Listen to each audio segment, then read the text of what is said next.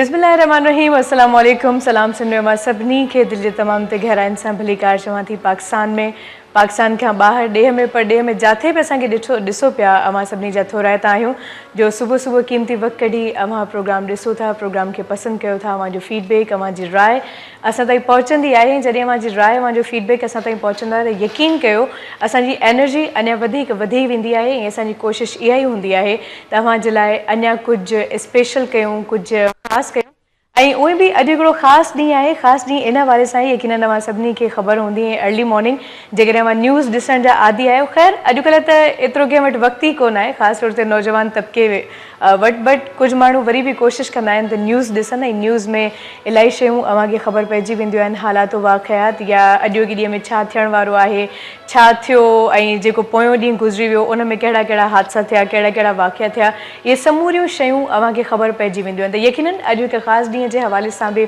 अव्हां वटि नॉलेज हूंदी ऐं अॼु आहे योम दिफ़ा यकीननि असां पाकिस्तानियुनि जे लाइ या इवन कंहिं बि कंट्रीअ जे लाइ जेकॾहिं असां हिन ॾींहं जी अहमियत जी अफ़ादियत जी ॻाल्हि कयूं था त इलाही घणो ख़ासि आहे छो जो असांजी आर्मी असांजी जेतिरियूं बि फोर्सिस आहिनि पाकिस्तान जे लाइ पंहिंजे मुल्क जे लाइ सिर क़ुर्बान कनि थियूं ऐं असां जेकॾहिं असां पंहिंजी इवन ॻाल्हि कयूं त असांजी ज़िंदगी असांजे लाइ इलाही घणी क़ीमती आहे ऐं बिला वजह असां न चाहींदासीं त असांजी ज़िंदगी ख़तरे में पइजे या असां ईअं चए त कंहिं ॿिए जे लाइ क़ुर्बानी ॾियूं छो जो अॼुकल्ह उहो जज़्बो कोन आहे पर असांजा अॼु बि अहिड़ा नौजवान आहिनि जेके पंहिंजे मुल्क जे लाइ पंहिंजे क़ौम जे लाइ या कंहिं ख़ासि कमु कंहिं ख़ासि मिशन जे लाइ पंहिंजी ज़िंदगी क़ुर्बान कनि था त लाज़मी ॻाल्हि आहे त उन्हनि खे सलाम पेश करणु खपे ऐं सलाम सिंह जी पूरी टीम जो सलाम उन्हनि शहीदनि खे जिन पाकिस्तान जे लाइ क़ुर्बानियूं ॾिनियूं ऐं जिन जे करे अॼु असां हिकु शानदार मुल्क में हिकु आज़ादु मुल्क में साह खणूं था सो अॼोके प्रोग्राम छो जो हर इंसान जो हिकिड़ो पंहिंजो कॉन्ट्रीब्यूट हूंदो आहे अव्हां मुल्क जे लाइ कमु कयो अव्हां अदब जे लाइ कमु कयो अव्हां शाइरी लिखो अव्हां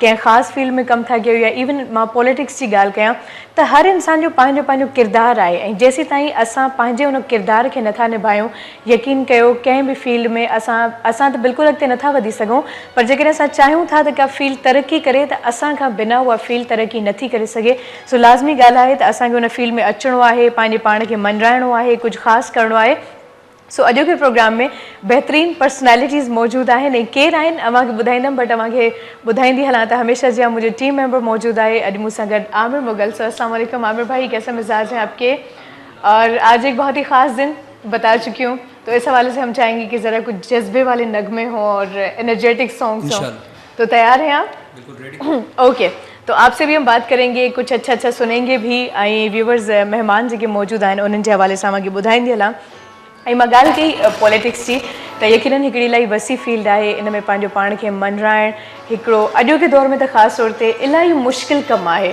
ऐं उनखां पोइ वरी जेकॾहिं मां बिज़नेस जी ॻाल्हि कयां त यकीननि हालतूं अव्हांजे साम्हूं आहिनि कॾहिं शहर बंदि थी थो वञे कॾहिं हालात ख़राब थी था वञनि बट उनजे बावजूदि बिज़नेस जेकॾहिं को कामयाबी सां करे थो त यकीननि उहो इंसानु इलाही घणो या त शार्प आहे या इलाही घणो पंहिंजे कम सां सचो आहे जंहिंजे करे हू सक्सेसफुल आहे सो तमामु बहितरीनु पॉलिटिशियन ई तमामु बहितरीनु बिज़नेसमैन अॼु असांजे विच में मौजूदु आहे ऐं साईं जन जो तालुक़ु आहे पाकिस्तान पीपल्स पार्टी सां ऐं चेयरमैन आहिनि यूसी माड़ीपुर कराची जा जनाब कामरेड साहिब खान जिसकाणी अस्सलाम वालेकुम वालेकुम सलाम सलाम सिंध में मांखे भली कार चवंदासीं ख़ुशि आहियो महिरबानी ऐं लख थोरा मुंहिंजा असांजी सर ते जी चयो हिते मौजूदु आहे तव्हांजी वॾी महिरबानी सिंध टीवी वारनि जी ऐं अवां सां अॼु कोशिशि कंदासीं त कचहरी कयूं मुख़्तलिफ़ टॉपिक्स जे हवाले सां जी व्यूअर्स ऐं ॿियो जेको मौज़ूज़ महिमान मौजूदु आहे ऐं जॾहिं त माशाल्लाह इलाही बहितरीनु पर्सनैलिटी आहे इलाही सुठी शख़्सियत आहे रेडियो पाकिस्तान हुजे या PTV हुजे पंहिंजो पाण खे मञाए चुका आहिनि माशाल्लाह ऐं जेकॾहिं मां अदब जे मैदान जी ॻाल्हि कयां त ख़ासि तौर ते ॿाराणे अदब ते इलाही घटि अहिड़ा अदीब आहिनि लेखक आहिनि जेके तबाह आज़माई कनि था जेके कमु कनि था पर साईं जन माशाल्लाह इलाही घणो कमु कयो आहे ॿाराणे अदब जे हवाले सां सो कोशिशि कंदासीं त अॼु इन टॉपिक ते बि असां ॻाल्हायूं उनखां अलावा तहक़ीक़ जी जेकॾहिं मां टॉपिक ते ॻाल्हि कयां त हमेशह इवन मां पंहिंजे ऑन ईयर बि पंहिंजे प्रोग्राम्स में चवंदी आहियां ऐं जॾहिं पंहिंजे ख़्याल जे इज़हार जो मौक़ो मिलंदो आहे त इहा ॻाल्हि ज़रूरु मां चवंदी आहियां त अॼुकल्ह किताब त हर कोई लिखे थो पर तहक़ीक़ कोन आहे बहरहाल साईं जन माशाल्लाह तमामु सुठी तहक़ीक़ कई आहे मोहन जे दड़े जे हवाले सां। इन खां अलावा इलाही अहिड़ियूं शयूं आहिनि जिन जे हवाले सां थी सघे थो त आम माण्हुनि ताईं नॉलेज न हुजे, उनखे ख़बर न हुजे, त इहे शयूं बि असांजे मुल्क में आहिनि। बट साईं जन माशाल्लाह उन्हनि शयुनि खे डिस्कवर कयो आहे, उन्हनि शयुनि ते लिखियो आहे। ऐं जॾहिं असां उन शयुनि ते कचहरी कंदासीं त यकीनन अव्हां जे लाइ इलाही नयूं शयूं हूंदियूं। ऐं काफ़रबंद यकीनन जॾहिं मां साईं जन सां कचहरी कई त मूंखे बि इन हवाले सां का ख़ासि नॉलेज कोन हुई, पर जॾहिं मूं ॿुधो ऐं साईं जन सां कचहरी कई त यकीन कयो मां हैरान रहिजी वियसि त हिन दौर में डिस्कवरी करणु कंहिं अहिड़ी शइ खे फाइंड करणु जेका थी सघे थो माज़ी में इलाही घणी ख़ासि हुजे ऐं हाल में उन जा कुझु बहितरीनु रिज़ल्ट्स हुजनि। बहरहाल छा हक़ीक़त आहे, छा कहाणी आहे, उन हवाले सां असां ॻाल्हाईंदासीं। सो असां सां गॾु मौजूदु आहे तमामु बहितरीनु शख़्सियत जो मालिक जनाब मुस्तफ़ा सोलंकी साहब। अस्सलाम वालेकुम। ऐसा माशाल्लाह एतिरा कम कया आहिनि, कुझु रहिजी त न वियो? ज़िंदगी थोरी आहे ऐं कम घणा आहिनि, घणो कुझु रहिजी वियो आहे। उमेद आहे त उहो सभु कुझु बि थींदो इंशाल्लाह। इंशाल्लाह ई अवां माशाल्लाह जेके डिस्कवरीज़ कयूं आहिनि उन हवाले सां त मां ज़रूरु ॻाल्हाइणु चाहींदसि, छो जो जॾहिं अवां सां मुंहिंजी लास्ट टाइम कचहरी थिए पई त इहा ई ॻाल्हि पई हले त आम आवाम ताईं नॉलेज पहुचाई वञे ऐं आम आवाम खे ॿुधायो वञे त हे शयूं बि आहिनि असां वटि मौजूदु ऐं हिन खे बि फाइंड करणु खपे ऐं हिननि जे हवाले सां बि असांखे नॉलेज हुजणु खपे। सभ खां पहिरियों त साहिब ख़ान साहिबु अॼु डिफेंस डे मल्हायो पियो वञे, इन हवाले सां अवां छा चवणु चाहींदो? असांखे सभ खां पहिरियां त पंहिंजे पाकिस्तानी हुअण ते असांखे फ़ख़ुरु आहे माशाल्लाह। ऐं 6 सेप्टेम्बर हिकिड़ो अज़ीम ॾींहुं जेको आहे काउंट कयो वेंदो आहे, छो जो हिन ॾींहं ते जेकी पाकिस्तानी फ़ौज असांजी मुख़ालिफ़ दुश्मन मुल्क जंहिं हमिलो कयो ऐं उनजो हमिलो उन्हनि असांजा अफ़वाज पसपा कयो, उनमें काफ़ी क़ुर्बानियूं पियूं असांजा अफ़वाज ॾिनियूं। इहे क़ुर्बानी जेका सिर्फ़ु पंहिंजे लाइ ज़ात लाइ उन्हनि कोन ॾिनी, असांजी पूरी पाकिस्तानी क़ौम जे लाइ अॼु फ़ख़ुर सां अल्हम्दुलिल्लाह असां पाकिस्तानी जेको आहे सो असांजो सिर ऊचो बि आहे पूरी दुनिया में।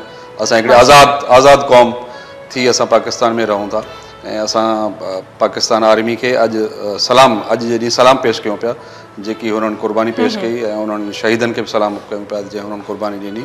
अॼु उन जज़्बे सां पाकिस्तानी फ़ौज माशाल्लाह असांजी पाकिस्तान जी हिफ़ाज़त, असांजी सरहदुनि जी हिफ़ाज़त करे पई ऐं उनमें बि चाहे वज़ीरिस्तान हुजे, अॼु ॾिसो ज़रब पियो हले, उनमें काफ़ी फ़ौजी असांजा जवान शहीद पिया थियनि सिर्फ़ु असांजी पाकिस्तानी क़ौम जी पंहिंजे मुल्क जी हिफ़ाज़त लाइ हे जेको कुझु करनि पिया। ऐं असां सभ खे पूरे पाकिस्तानी जेको बि हिते असां रहूं पिया हिते, चाहे सिविल सोसाइटी हुजे या पॉलिटिशियन हुजे या बिज़नेसमैन हुजे, असां सभ खे हीअ ॾींहुं जी ख़ासि तौर पे पंहिंजो 6 सेप्टेम्बर हुजे या 14 अगस्त हुजे, असांखे बढ़ चढ़ कर असांखे हिन में हिसो वठणु खपे ऐं असां सेलिब्रेट करणु खपे ऐं उन्हनि खे सलाम पेश करणु खपे शहीदनि खे सभई खे। माशाल्लाह, तमामु सुठी ॻाल्हि। सर अवां छा चवणु चाहींदा? मां इहो चवणु चाहींदुसि त 6 सेप्टेम्बर असांजे क़ौमी ऐं दिफ़ाई तारीख़ जो अहम ॾींहुं आहे ऐं यकीनन क़ाबिल फ़ख़्रु ॾींहुं बि, छो त हीउ मुल्क जेको आहे त तमामु वॾियुनि ऐं लाज़वाल क़ुर्बानीनि खां पोइ हासिलु कयो वियो हो ऐं उनखे हासिलु करण खां पोइ उनखे बरक़रार रखणु, उनजे सरहदुनि जी हिफ़ाज़त करणु ऐं माण्हुनि खे जेको आहे त हेल्प आउट करणु मुख़्तलिफ़ हवालनि सां, इहो पाकिस्तान जे आर्म्ड फोर्सिस जो हिकिड़ो ख़ासो रहियो आहे। उन्हनि जो हिकिड़ो ज़बरदस्त जेको आहे कंट्रीब्यूशन आहे ऐं असांजी जेका फ़ौज आहे त उहा दुनिया जी हिकिड़ी मज़बूत तरीन ऐं क़ाबिल फ़ख़्रु जेको आहे सो फ़ौज आहे। असांखे पंहिंजे उन फ़ौज ते फ़ख़्रु आहे ऐं हीउ ॾींहुं जेको आहे असांखे भरपूर नमूने सां सेलिब्रेट जेको आहे करणु खपे ऐं उन्हनि शहीदनि खे जेको आहे ट्रिब्यूट पेश करणु खपे जिन पंहिंजूं ज़िंदगियूं, पंहिंजूं जवानियूं ऐं पंहिंजो सभु कुझु हिन अज़ीम वतन तां जेको आहे क़ुर्बान कयो ऐं असां लाइ हिकिड़ो जेको आहे त ज़बरदस्त मिसाल बि क़ाइमु कयो। सही जेकॾहिं उन्हनि जूं क़ुर्बानियूं न हुजनि हा त शायदि अॼु असां आज़ादु न हुजूं। यकीनन उन्हनि जे क़ुर्बानीनि जे ई करे त असां जेको आहे दुनिया जे नक्शे ते हिकिड़ी जेको आहे ज़बरदस्त क़ौम जे तौर ते उभरी आया आहियूं ऐं असां सर्वाइव कयूं पिया मुख़्तलिफ़ हवालनि सां। असांजो जेको क़ौमी हिकिड़ो कंट्रीब्यूशन आहे उन में तमामु घणो असां मथे वञी चुका आहियूं ऐं अल्हम्दुलिल्लाह इहो सभु कुझु जेको आहे आर्म्ड फोर्सिस उन्हनि जे गॾियल जेको आहे त पंहिंजो हिकमत अमली सां उन्हनि जे ताउन सां सॼो कुझु मुमकिन थी सघियो आहे। सही माशाल्लाह। सर माशाल्लाह बिज़नेसमैन ऐं उन खां पोइ पॉलिटिशियन ॿई इलाही ख़ासि फील्ड्स आहिनि, ॿई इलाही डिफ़िकल्ट आहिनि। बहरहाल पहिरियों मां चाहींदसि कुझु सियासत जे हवाले सां ॻाल्हि ॿोल कई वञे। सियासत में अचणु केतिरो मुश्किल आहे ऐं इन में रहणु केतिरो डिफ़िकल्ट आहे, छो जो अॼुकल्ह इहे 2 सवाल अहम आहिनि जेके की हर इंसान जे ज़हन में हूंदा आहिनि। न, सियासत में अचणु मुश्किल त ख़ैर कोन्हे, छो जो असांजो मां पंहिंजी ॻाल्हि कंदो असांजो नंढपण ई सियासत में गुज़रियो हक़ीक़त में। स्टूडेंट लाइफ खां वठी पाकिस्तान पीपल्स पार्टी जो हिसो रहियासीं ऐं ज़ाहिर आहे जॾहिं होश संभालियोसीं, चाहे कॉलेज जी लाइफ हुजे, हाई स्कूल जी लाइफ हुजे, यूनिवर्सिटी जी लाइफ हुजे, त असांजो पाकिस्तान पीपल्स पार्टी सां वास्तो रहियो, ज़ाहिर आहे सियासत सां वास्तो रहियो। अगरि सियासत खे ईमानदारी सां, अगरि सियासत में ईमानदारी सां जेकॾहिं कमु कयो वञे त सियासत जहिड़ी मां सम्झां थो त ॿियो को अहिड़ो तव्हांखे शोबो न मिलंदो जंहिंमें एतिरे बहितर तरीक़े सां ख़िदमत करे सघो, लेकिन ईमानदारी हुजे, दयानतदारी, ईमानदारी, सचाई हिन दौर में अॼु तव्हांजे साम्हूं आहे। पर ज़ाहिर आहे सभु पंज ई आङुरियूं बराबरि बि न हूंदियूं आहिनि ऐं सभु सियासतदान ख़राब बि न हूंदा आहिनि, सभु सुठा बि न हूंदा आहिनि। इहा ॻाल्हि त बिल्कुलु बजाए चई इनमें बसि कुझु अहिड़ा नासूर अची वेंदा आहिनि, जीअं न हिकिड़े तालाब में हिकिड़ी गंदी मच्छी अची थी वञे, पोइ सभु मछलियूं ख़राब थी वञनि। त इहो ई मिसाल आहे, तव्हांजे करे सियासतदाननि खे गारियूं ॾिनियूं थियूं वञनि या उन्हनि खे बुरो भलो थियो थी वञे, ज़ाहिर उनमें कुझु माण्हू अहिड़ा आहिनि, लेकिन असां सभु खे अलाह में उमेदु आहे की इनशाला आहिस्ते आहिस्ते जॾहिं असांजी क़ौम में, असांजी अवाम में जॾहिं शऊर बेदार थींदो त ऑटोमेटिकली सियासतदान असांजा उहे सभु बहितर थी वेंदा, सभु बहितर थींदा ऐं उनखे ख़िदमत जो मौक़ो जॾहिं ख़िदमत कंदा अवाम जी, त अवाम बि उन्हनि जी ताईद कंदी, त बेशक अचो, वेलकम करनि पिया। ऐं हाणे असां ॾिसूं पिया हिते त आहिस्ते आहिस्ते उहो शऊर बेदार थिए पियो अवाम में, ऐं उहे बि ॾिसनि पिया त जेको सियासतदान कमु कराईंदो असां उनखे वोट ॾींदासीं ऐं उन जी सपोर्ट बि कंदासीं। उहो दौरु वियो त नारो लॻायो बसि उनखे वोट ॾे, हाणे उहा शइ न आहे। सही, हाणे यकीनन हिकिड़ी ऑब्जर्वेशन बि आहे, माण्हू ॾिसी वाइसी उन खां पोइ कंहिंखे वोट ॾियनि था। एजुकेशन आहे, मीडिया आहे, तव्हांजी माशाल्लाह मीडिया एतिरी फास्ट थी चुकी आहे, हिकु हिकु शइ जी पॉइंट आउट था करनि, जॾहिं भले सेवरेज सिस्टम हुजे या पाणी जो सिस्टम हुजे या एजुकेशन हुजे, स्कूल जी हालत बदतर आहे कंहिं इलाइक़े में, ॻोठनि में, या शायदि कराची जी असांजा पसमंदा इलाइक़ा आहिनि, पहिरियों त कोई उते को ज़रियो न हो त केरु निशानदेही करे, हाणे माशाल्लाह अल्हम्दुलिल्लाह पाण पब्लिक बि उनजी निशानदेही करे पई ऐं उनजी मीडिया बि निशानदेही करे पई, माशाल्लाह। त इन जे करे हाणे वाच एंड बैलेंस जेको आहे तमामु घणो थी वियो आहे। सही, असांजी इहा ई कोशिशि हूंदी आहे त मुआशरे जो हर किरदारु साम्हूं खणी अचूं, जे माशाल्लाह मां मुआशरे जा हिकु ॿ अहम ख़ासि किरदारु आहियो। इन लाइ असां त अमां माशाल्लाह अदब जे मैदान में, तहक़ीक़ जे मैदान में पाण मञ रहियो आहे, वरी सियासत जो शोबो, बिज़नेस जो शोबो, ॿई इलाही डिफ़िकल्ट आहिनि, इलाही मुश्किल कम आहिनि। सर, असां ईंदासीं फ़िलहालु, छा जो इलाही टॉपिक्स आहिनि, वक़्तनि फ़वक़्तनि असां चाहींदासीं त सभिनी ते कचहरी कयूं। सो जेकॾहिं मां तख़लीक़ी कम जे हवाले सां ॻाल्हि ॿोल कयां त माशाल्लाह ॿारनि जो अदब, अफ़साना निगारी, तहक़ीक़, उन खां अलावा लुग़तूं मां इलाही घणियूं लिखियूं आहिनि, ग्रामर, लिसानियात, आसारी क़दीमा, इन खां अलावा इलाही शयूं आहिनि जिन ते मां हिन महिल ताईं तबाह आज़माई कई आहे। ॿारनि जे अदब ते इलाही घटि कमु रहियो आहे, चाहे मां माज़ी जी ॻाल्हि कयां या हाणे ॻाल्हि कयां, पर अमां जो ख़ासि हिकिड़ो मौज़ू रहियो आहे, ख़ासि शोबो रहियो आहे। सो इन हवाले सां छा चवणु चाहींदो त ॿाराणो अदब मौजूदा दौर में केतिरी अहमियत रखे थो? इहा असांजी बदकिस्मती आहे त शुरू खां वठी ॿाराणे अदब ते तमामु घटि जेको आहे तवजो ॾिनी वई आहे, बल्कि ॿाराणो अदब असांजी प्रायोरिटी में रहियो ई कोन्हे। जॾहिं त जेकी बि सुधरियल मुल्क आहिनि, ख़ासि तौर ते जेको आहे वेस्ट में, सभ खां वधीक जंहिं शइ खे फोकस कयो थो वञे ॿारनि जी तरबियत लाइ, ॿारनि जी विरूंह लाइ, उहो आहे ॿाराणो अदब। असां वटि ॿाराणे अदब जी शुरूआति जेको आहे विरहाङे खां अॻु में थी चुकी हुई, पर मुनज़िम शुरूआति जेको आहे त सिंधी अदबी बोर्ड जे क़याम खां पोइ जॾहिं गुलफुल रिसाले जो इजरा थियो जनवरी 59 में, त उहो जेको आहे हिकिड़ो रिसालो न हो ॿारनि लाइ, बल्कि हिकिड़ो ॼण अदारो हो, हिकिड़ी अकेडमी हुई जंहिं सिंध में तमामु वॾा अदीब ऐं शाइर, लेखक जेके आहिनि त उहे पैदा कया। त हिकिड़ो जेको आहे त इन मैगज़ीन जे तवसुत सां असांजे राइटर्स खे मुनज़िम जेको आहे ऐं मज़बूत प्लेटफॉर्म जेको आहे उहो मिलियो ऐं उन प्लेटफॉर्म ते रही करे उन्हनि अदब में तमामु घणो जेको आहे कंट्रीब्यूट कयो।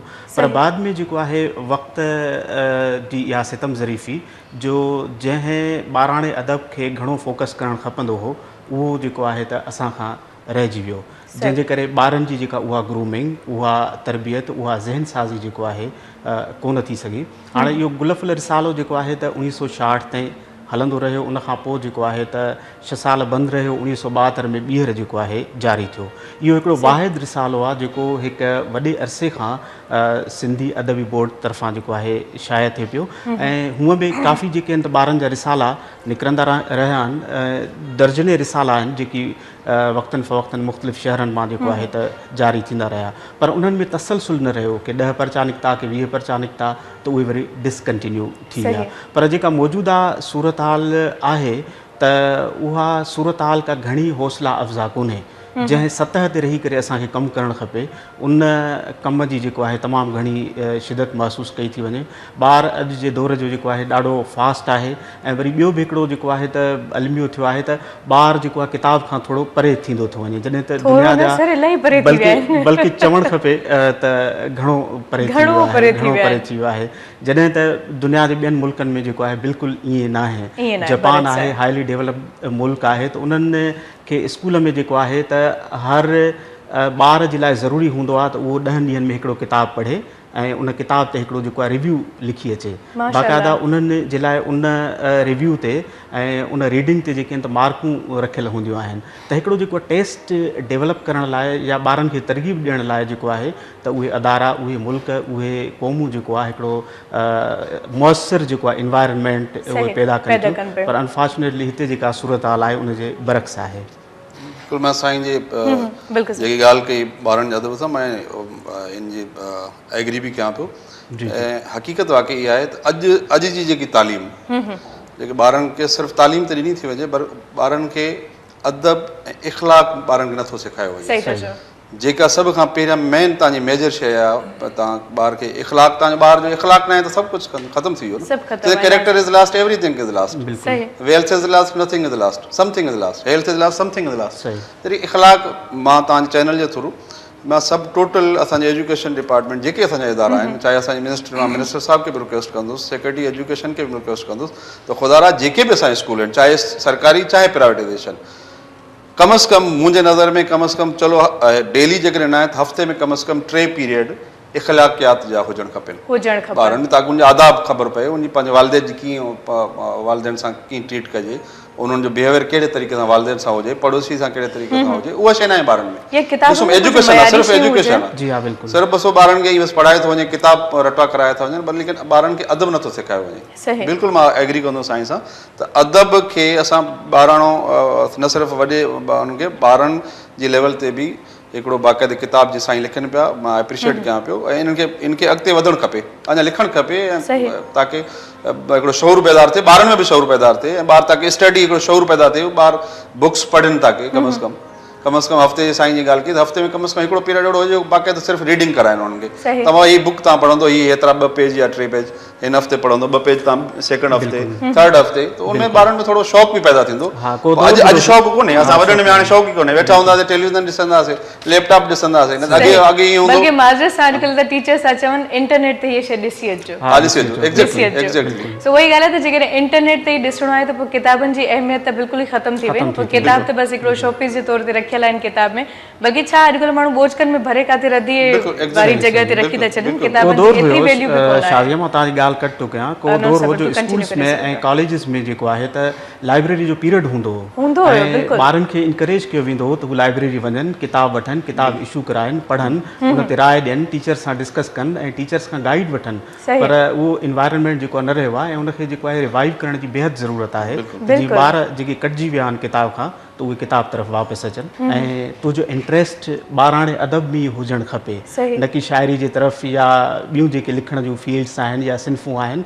सो हुनखे शायदि अहसासु हुयो त असां वटि ॿाराणे अदब में कमु नथो थिए ऐं जेकॾहिं हिन में इहा सलाहियत आहे लिखण जी त इन लिखण जी सलाहियत खे जेको आहे ॿाराणे अदब जे तरफ़ डाइवर्ट कजे। माशाल्लाह मां पीएचडी भी हिन महिल मुंहिंजी जी हा, मुंहिंजी डॉक्टरेट बि ॿाराणे अदब ते थिए पई ऐं गुलफुल रिसालो आहे ऐं उनजो मौज़ू आहे ॿारनि जे माहिवार रिसाले गुलफुल जो तहक़ीक़ी ऐं तनक़ीदी जाइज़ो, मुंहिंजी जेको आहे त डॉक्टरेट कंप्लीट थियण वारी आहे। सो इंशाल्लाह असांजो बेस्ट विशेस असां सां गॾु आहिनि त इलाही सुठे नमूने अवां पीएचडी जी डिग्री हासिल कयो, छा करे हिन महिल अशद ज़रूरत आहे असांखे अहिड़नि लेखकनि जी जेके ॿारनि ते लिखनि।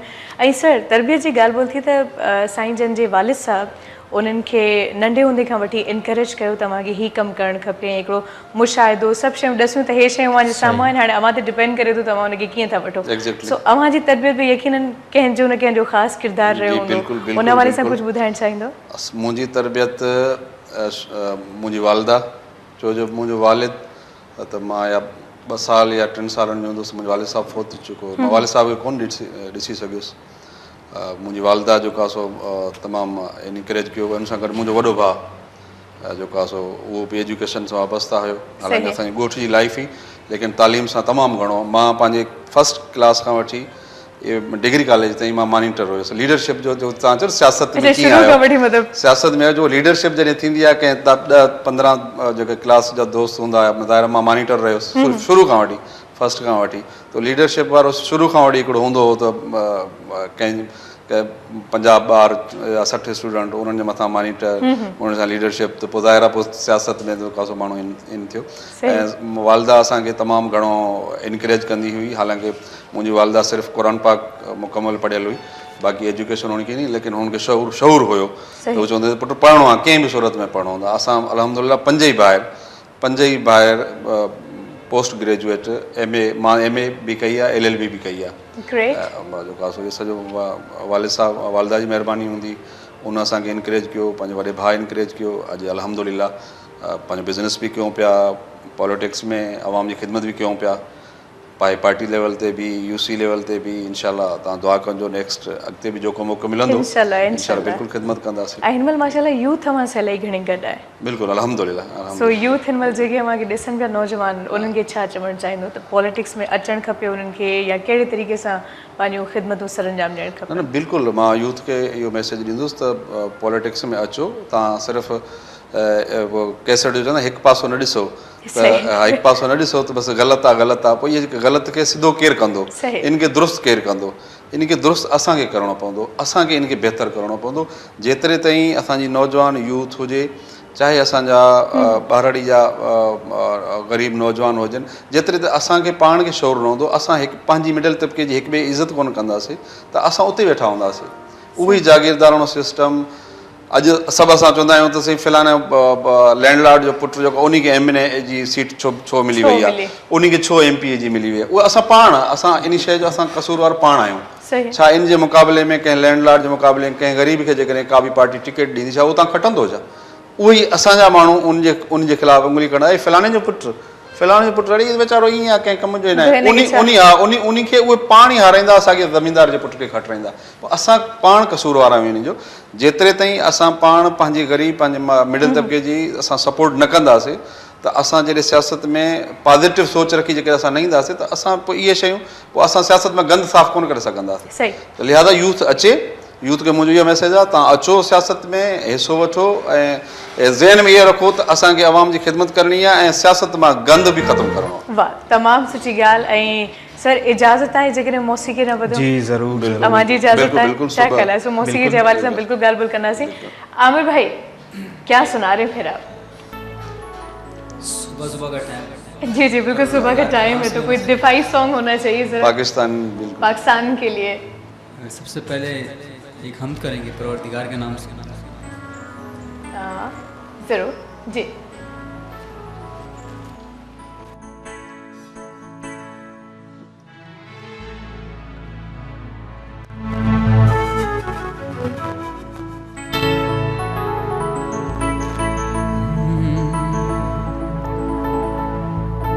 वही तो है जो निज़ाम हस्ती चला रहा है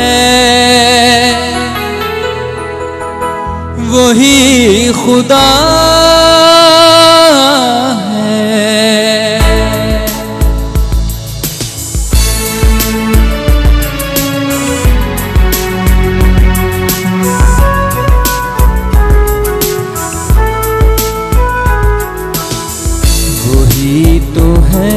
जो निज़ाम हस्ती चला रहा है वही खुदा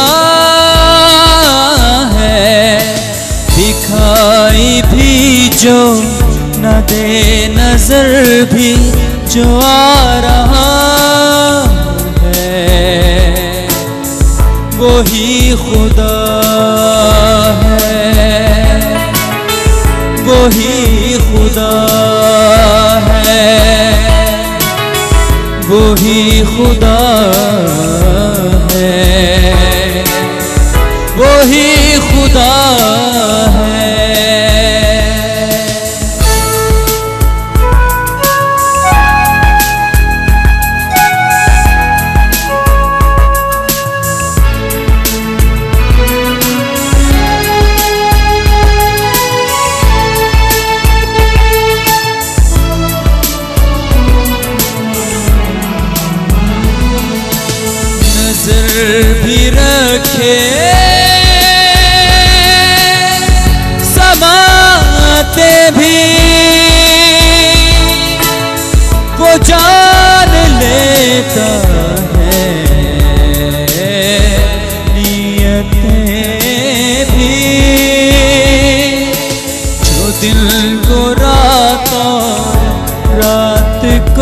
दिन बना रहा है, वही खुदा है,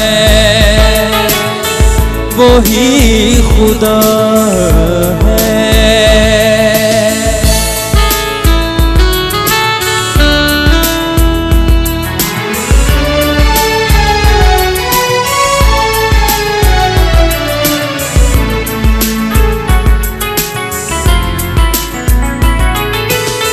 तलाश उसको ना कर बुतों में, वो है बदलती हुई रुतों में।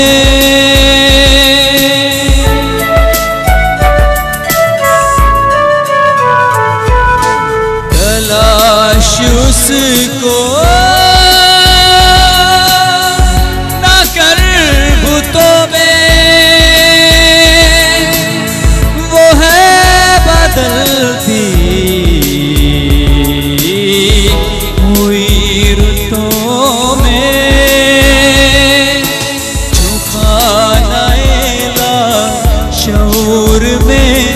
जगमगा रहा है, वही खुदा है,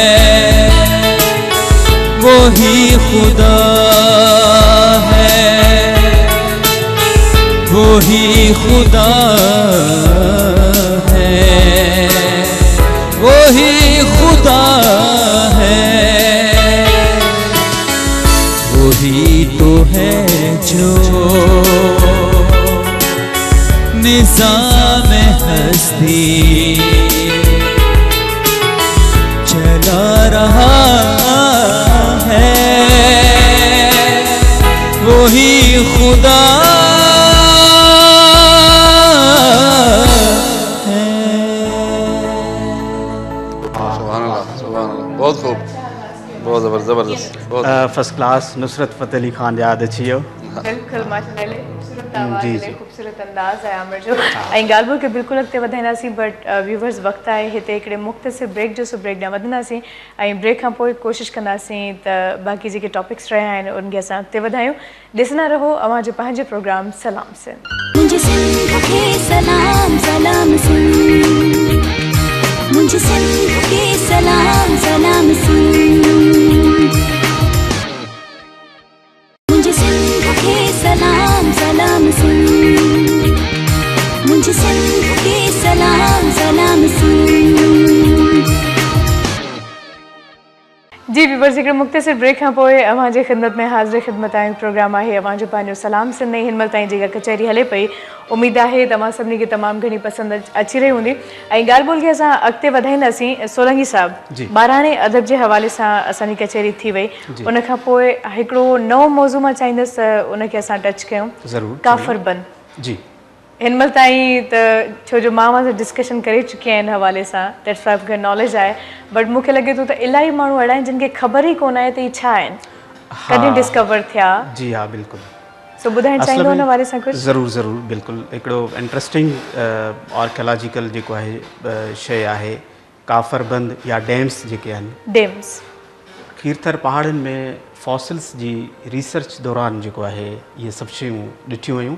माशाल्लाह। ऐं थाणे बोला खान खां वेंदे शहदाद कोट ताईं तक़रीबन 150 खां 200 जेके आहिनि त उहे काफ़र बंद मौजूदु आहिनि।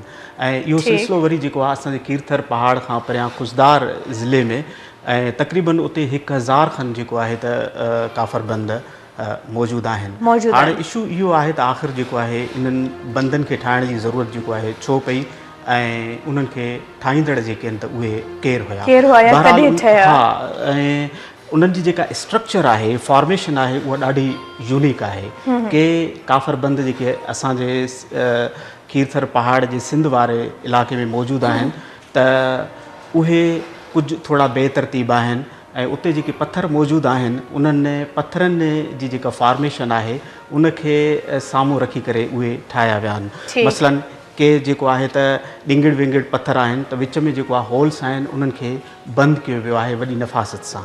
ऐं अक्सरियत जेको आहे अहिड़नि काफ़र डैम्स जी आहे जेके नंढनि नंढनि पथरनि सां ठाहिया विया आहिनि ऐं हैरत थिए थी त उहे पथरनि जा नंढा नंढा ब्लॉक्स जेके आहिनि त कीअं उहे पंहिंजो जेको आहे त जोड़िया विया आहिनि। इहे ॿ क़िस्म जेके आहिनि त पंहिंजो काफ़र बंदनि जा असां वटि जेको आहे मौजूदु आहिनि ऐं इन्हनि ते जेको आहे तमामु घणी रिसर्च करण जी ज़रूरत आहे। बदकिस्मती सां आर्कियोलॉजी जे हवाले सां इन्हनि शयुनि खे घटि जेको आहे फोकस कयो वियो आहे, पर हैरत जी ॻाल्हि इहा आहे त उन दौर में एतिरा आपाशी जा माहिर ऐं एतिरा कॉम्पिटेंट इंजीनियर्स हुया जिन इहो सभु कुझु जेको आहे सो पाणीअ खे जेको आहे ब्लॉक करण लाइ ठाहियो। ऐं इहे घणा जेके आहिनि त उहे नयूं नदियूं जेके पहाड़नि तां अचनि थियूं उन्हनि जे मुंहं ते जेको आहे पंहिंजो इहे ठहियल आहिनि, या किथे नंढा नंढा जेके आहिनि त पंहिंजो डैम्स आहिनि त उन्हनि खे जेको आहे पाणी ॾियण जे लाइ या पाणी स्टोर करण जे लाइ जेको आहे उते रखिया विया। त हाणे हिकिड़ो अंदाज़ो इहो बि जेको असां लॻाए सघूं था त एग्रीकल्चर उते जेको आहे तमामु घणी रिच हुई। हाणे हीउ जेको कीर्थर पहाड़ वारो इलाइक़ो आहे त इहो असांजे सिंध जे तहज़ीबुनि जो ॼण हिकिड़ो मर्कज़ रहियो आहे। हाणे हीउ जेको मैदानी इलाइक़ो आहे जंहिंमें असां रहूं था, सॼे सिंध जी जेका जोग्राफिकल लोकेशन आहे त इहा तक़रीबन जेको आहे 30-35 साल अॻु जी सेटलमेंट आहे। आबादियूं जेके आहिनि त मैदानी इलाइक़नि में थियूं आहिनि। अदरवाइज़ जेको आहे त समूरियूं जेके पंहिंजो तहज़ीबूं आहिनि उन्हनि ग्रो कयो आहे कीर्थर पहाड़नि ते। सॼो पहाड़ जेको आहे रिच आहे ऐं उन ते जेको आहे रिसर्च करण जी बे इंतहा ज़रूरत आहे। सही, तमामु सुठी ॻाल्हि। ऐं काफ़र बंद हूअं जेकॾहिं आम माने में ॾिठो वञे त लफ़्ज़ काफ़र इलाही इहे चए त इलाही मुश्किल वर्ड आहे इलाही। सो इहो काफ़र बंद छो थो हिन खे सॾियो वञे? हा, इहो इन करे जेके उते मक़ामी माण्हू आहिनि उहे चवनि था, हिकिड़ी रवायत आहे त इहे काफ़र हुया, ख़बर नाहे किथां खां आया, उन्हनि इहे जेको आहे पंहिंजो जेके आहिनि त डैम्स ठाहियूं आहिनि। हाणे encyclopedia of religion and ethics में जेको आहे काफ़र लफ़्ज़ खे डिफाइन कयो वियो आहे, उनखे लिंक ॾिनो वियो आहे त हीअ अरेबिक ज़बान जो जेको आहे लफ़्ज़ आहे ऐं उन जूं ॿ मानाऊं जेके आहिनि त रखियूं वयूं आहिनि। हिकु त जेको आहे काफ़र माना उहे माण्हू जेके ख़ुदा खे नथा मञनि, ऐं काफ़र उहे जेके ज़रतश्त आहिनि जेके बाहि खे जेको आहे पूॼनि था। त हिते जेको कंसेप्ट डेवलप थियो आहे पंहिंजो मक़ामी माण्हुनि में, उन्हनि में इहो आहे त इहे ज़रतश्त हुया, काफ़र हुया ऐं इन्हनि जेको आहे इहे काफ़र बंद जेके आहिनि त ठाहिया हुया। हा, काफ़र बंद तॾहिं जेको आहे रखियो वियो इन्हनि जो नालो। सो ज़रतश्त या ज़रतश्ती जेके आहिनि त नो डाउट कीर्थर पहाड़नि जे मुख़्तलिफ़ इलाइक़नि में ऐं मुख़्तलिफ़ वक़्तनि ते जेको आहे आबाद थींदा रहिया आहिनि। पर हीअ जेके बंद आहिनि त इहे लॻे थो त का ॿी क़ौम आहे, के ॿिया माण्हू आहिनि, उन्हनि जेको आहे पंहिंजो ही ठाहिया आहिनि।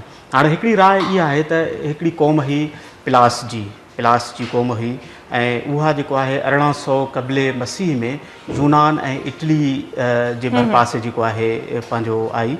ऐं मिस्र मां जेके आहिनि त काफ़ी क़दीम मख़तूतात जेके आहिनि त उहे मिलिया आहिनि, जिन मां हिननि जे बारे में जेको आहे पिलास जी क़ौम जे बारे में ॿुधायो वञे थो त ही उहे माण्हू हुआ जेके मुख़्तलिफ़ तरफ़नि खां ईंदा हुया, जेके घणो मुनज़िम जेको आहे त कोन हुया।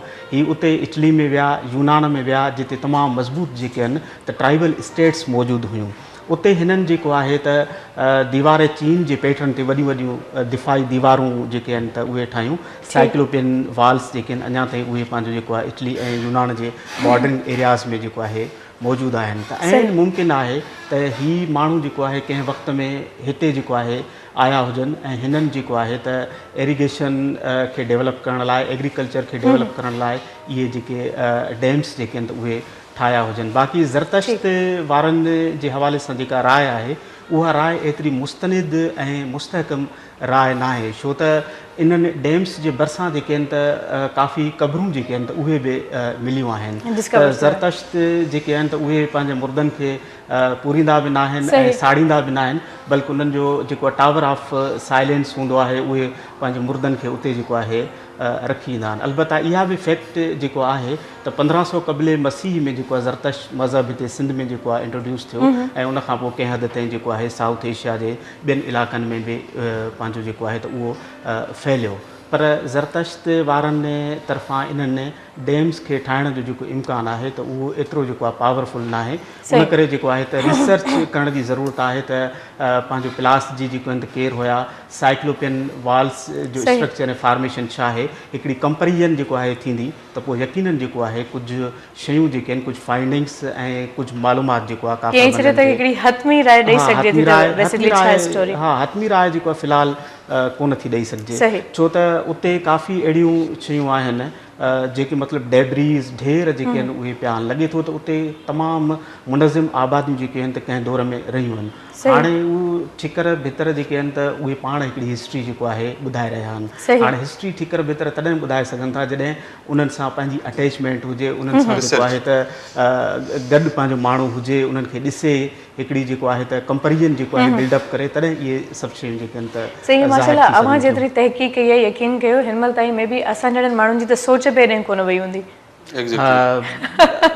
असां वटि घणो कुझु आहे सिंध में, सिंध सॼो हिकिड़ो फैलियल अलाए छा छा उते आहे। सर माज़र साहब जी ॻाल्हि कटियां पई, काफ़ी टाइम खां हिकिड़ो भाउ असांजो लाइन ते इंतज़ार पियो करे, ॾिसूं था त केरु आहे, बल्कि भेण आहे। अस्सलाम वालेकुम। हेलो अस्सलाम वालेकुम। वालेकुम अस्सलाम। जी दी, केरु पिया ॻाल्हायो? जी मां शाज़िया नाज़ ब्राह्मणी मारीपुर ग्रेक्स खां ॻाल्हायां पई। जी दी, छा थी चवणु चाहियो? जी मूंखे अदा या साहब खां जिसकाणी सां ॻाल्हाइणो आहे। जी जी बिल्कुलु, मां ॻाल्हाए सघूं थी। जी जिसकाणी साहब। जी जी अदी, हुकुम कयो। हेलो हेलो अदा। जी अदी जी। हेलो अदा, अस्सलाम वालेकुम। वालेकुम सलाम अदी, ख़ुशि आहियो? तव्हांखे टीवी ते ॾिसी ॾाढी ख़ुशी पई थिए। असांखे तव्हां जहिड़े नाइस बंदे जी ज़रूरत हुई। यकीन कयो, तव्हां असांजे यूसी में आया आहियो, असां ॾाढा मुतमइन थी विया आहियूं तव्हां सां कि तव्हां हर कंहिंजे घर में वञी हर कंहिंजा मसला मसाइल हल कयो था। अलाह साईं तव्हांखे सिहत ॾे, तंदुरुस्ती ॾे, सिहत ॾे। असां भेनर जी दुआऊं आहिनि तव्हांखे कि अलाह साईं तव्हांखे अॻिते वधण जी तौफ़ीक़ अता फरमाए कि तव्हां अञा असांजी ग्रेस खे सुठो पेरिस बनायो। असांखे ॾाढी ख़ुशी थिए थी तव्हांखे ॾिसी करे।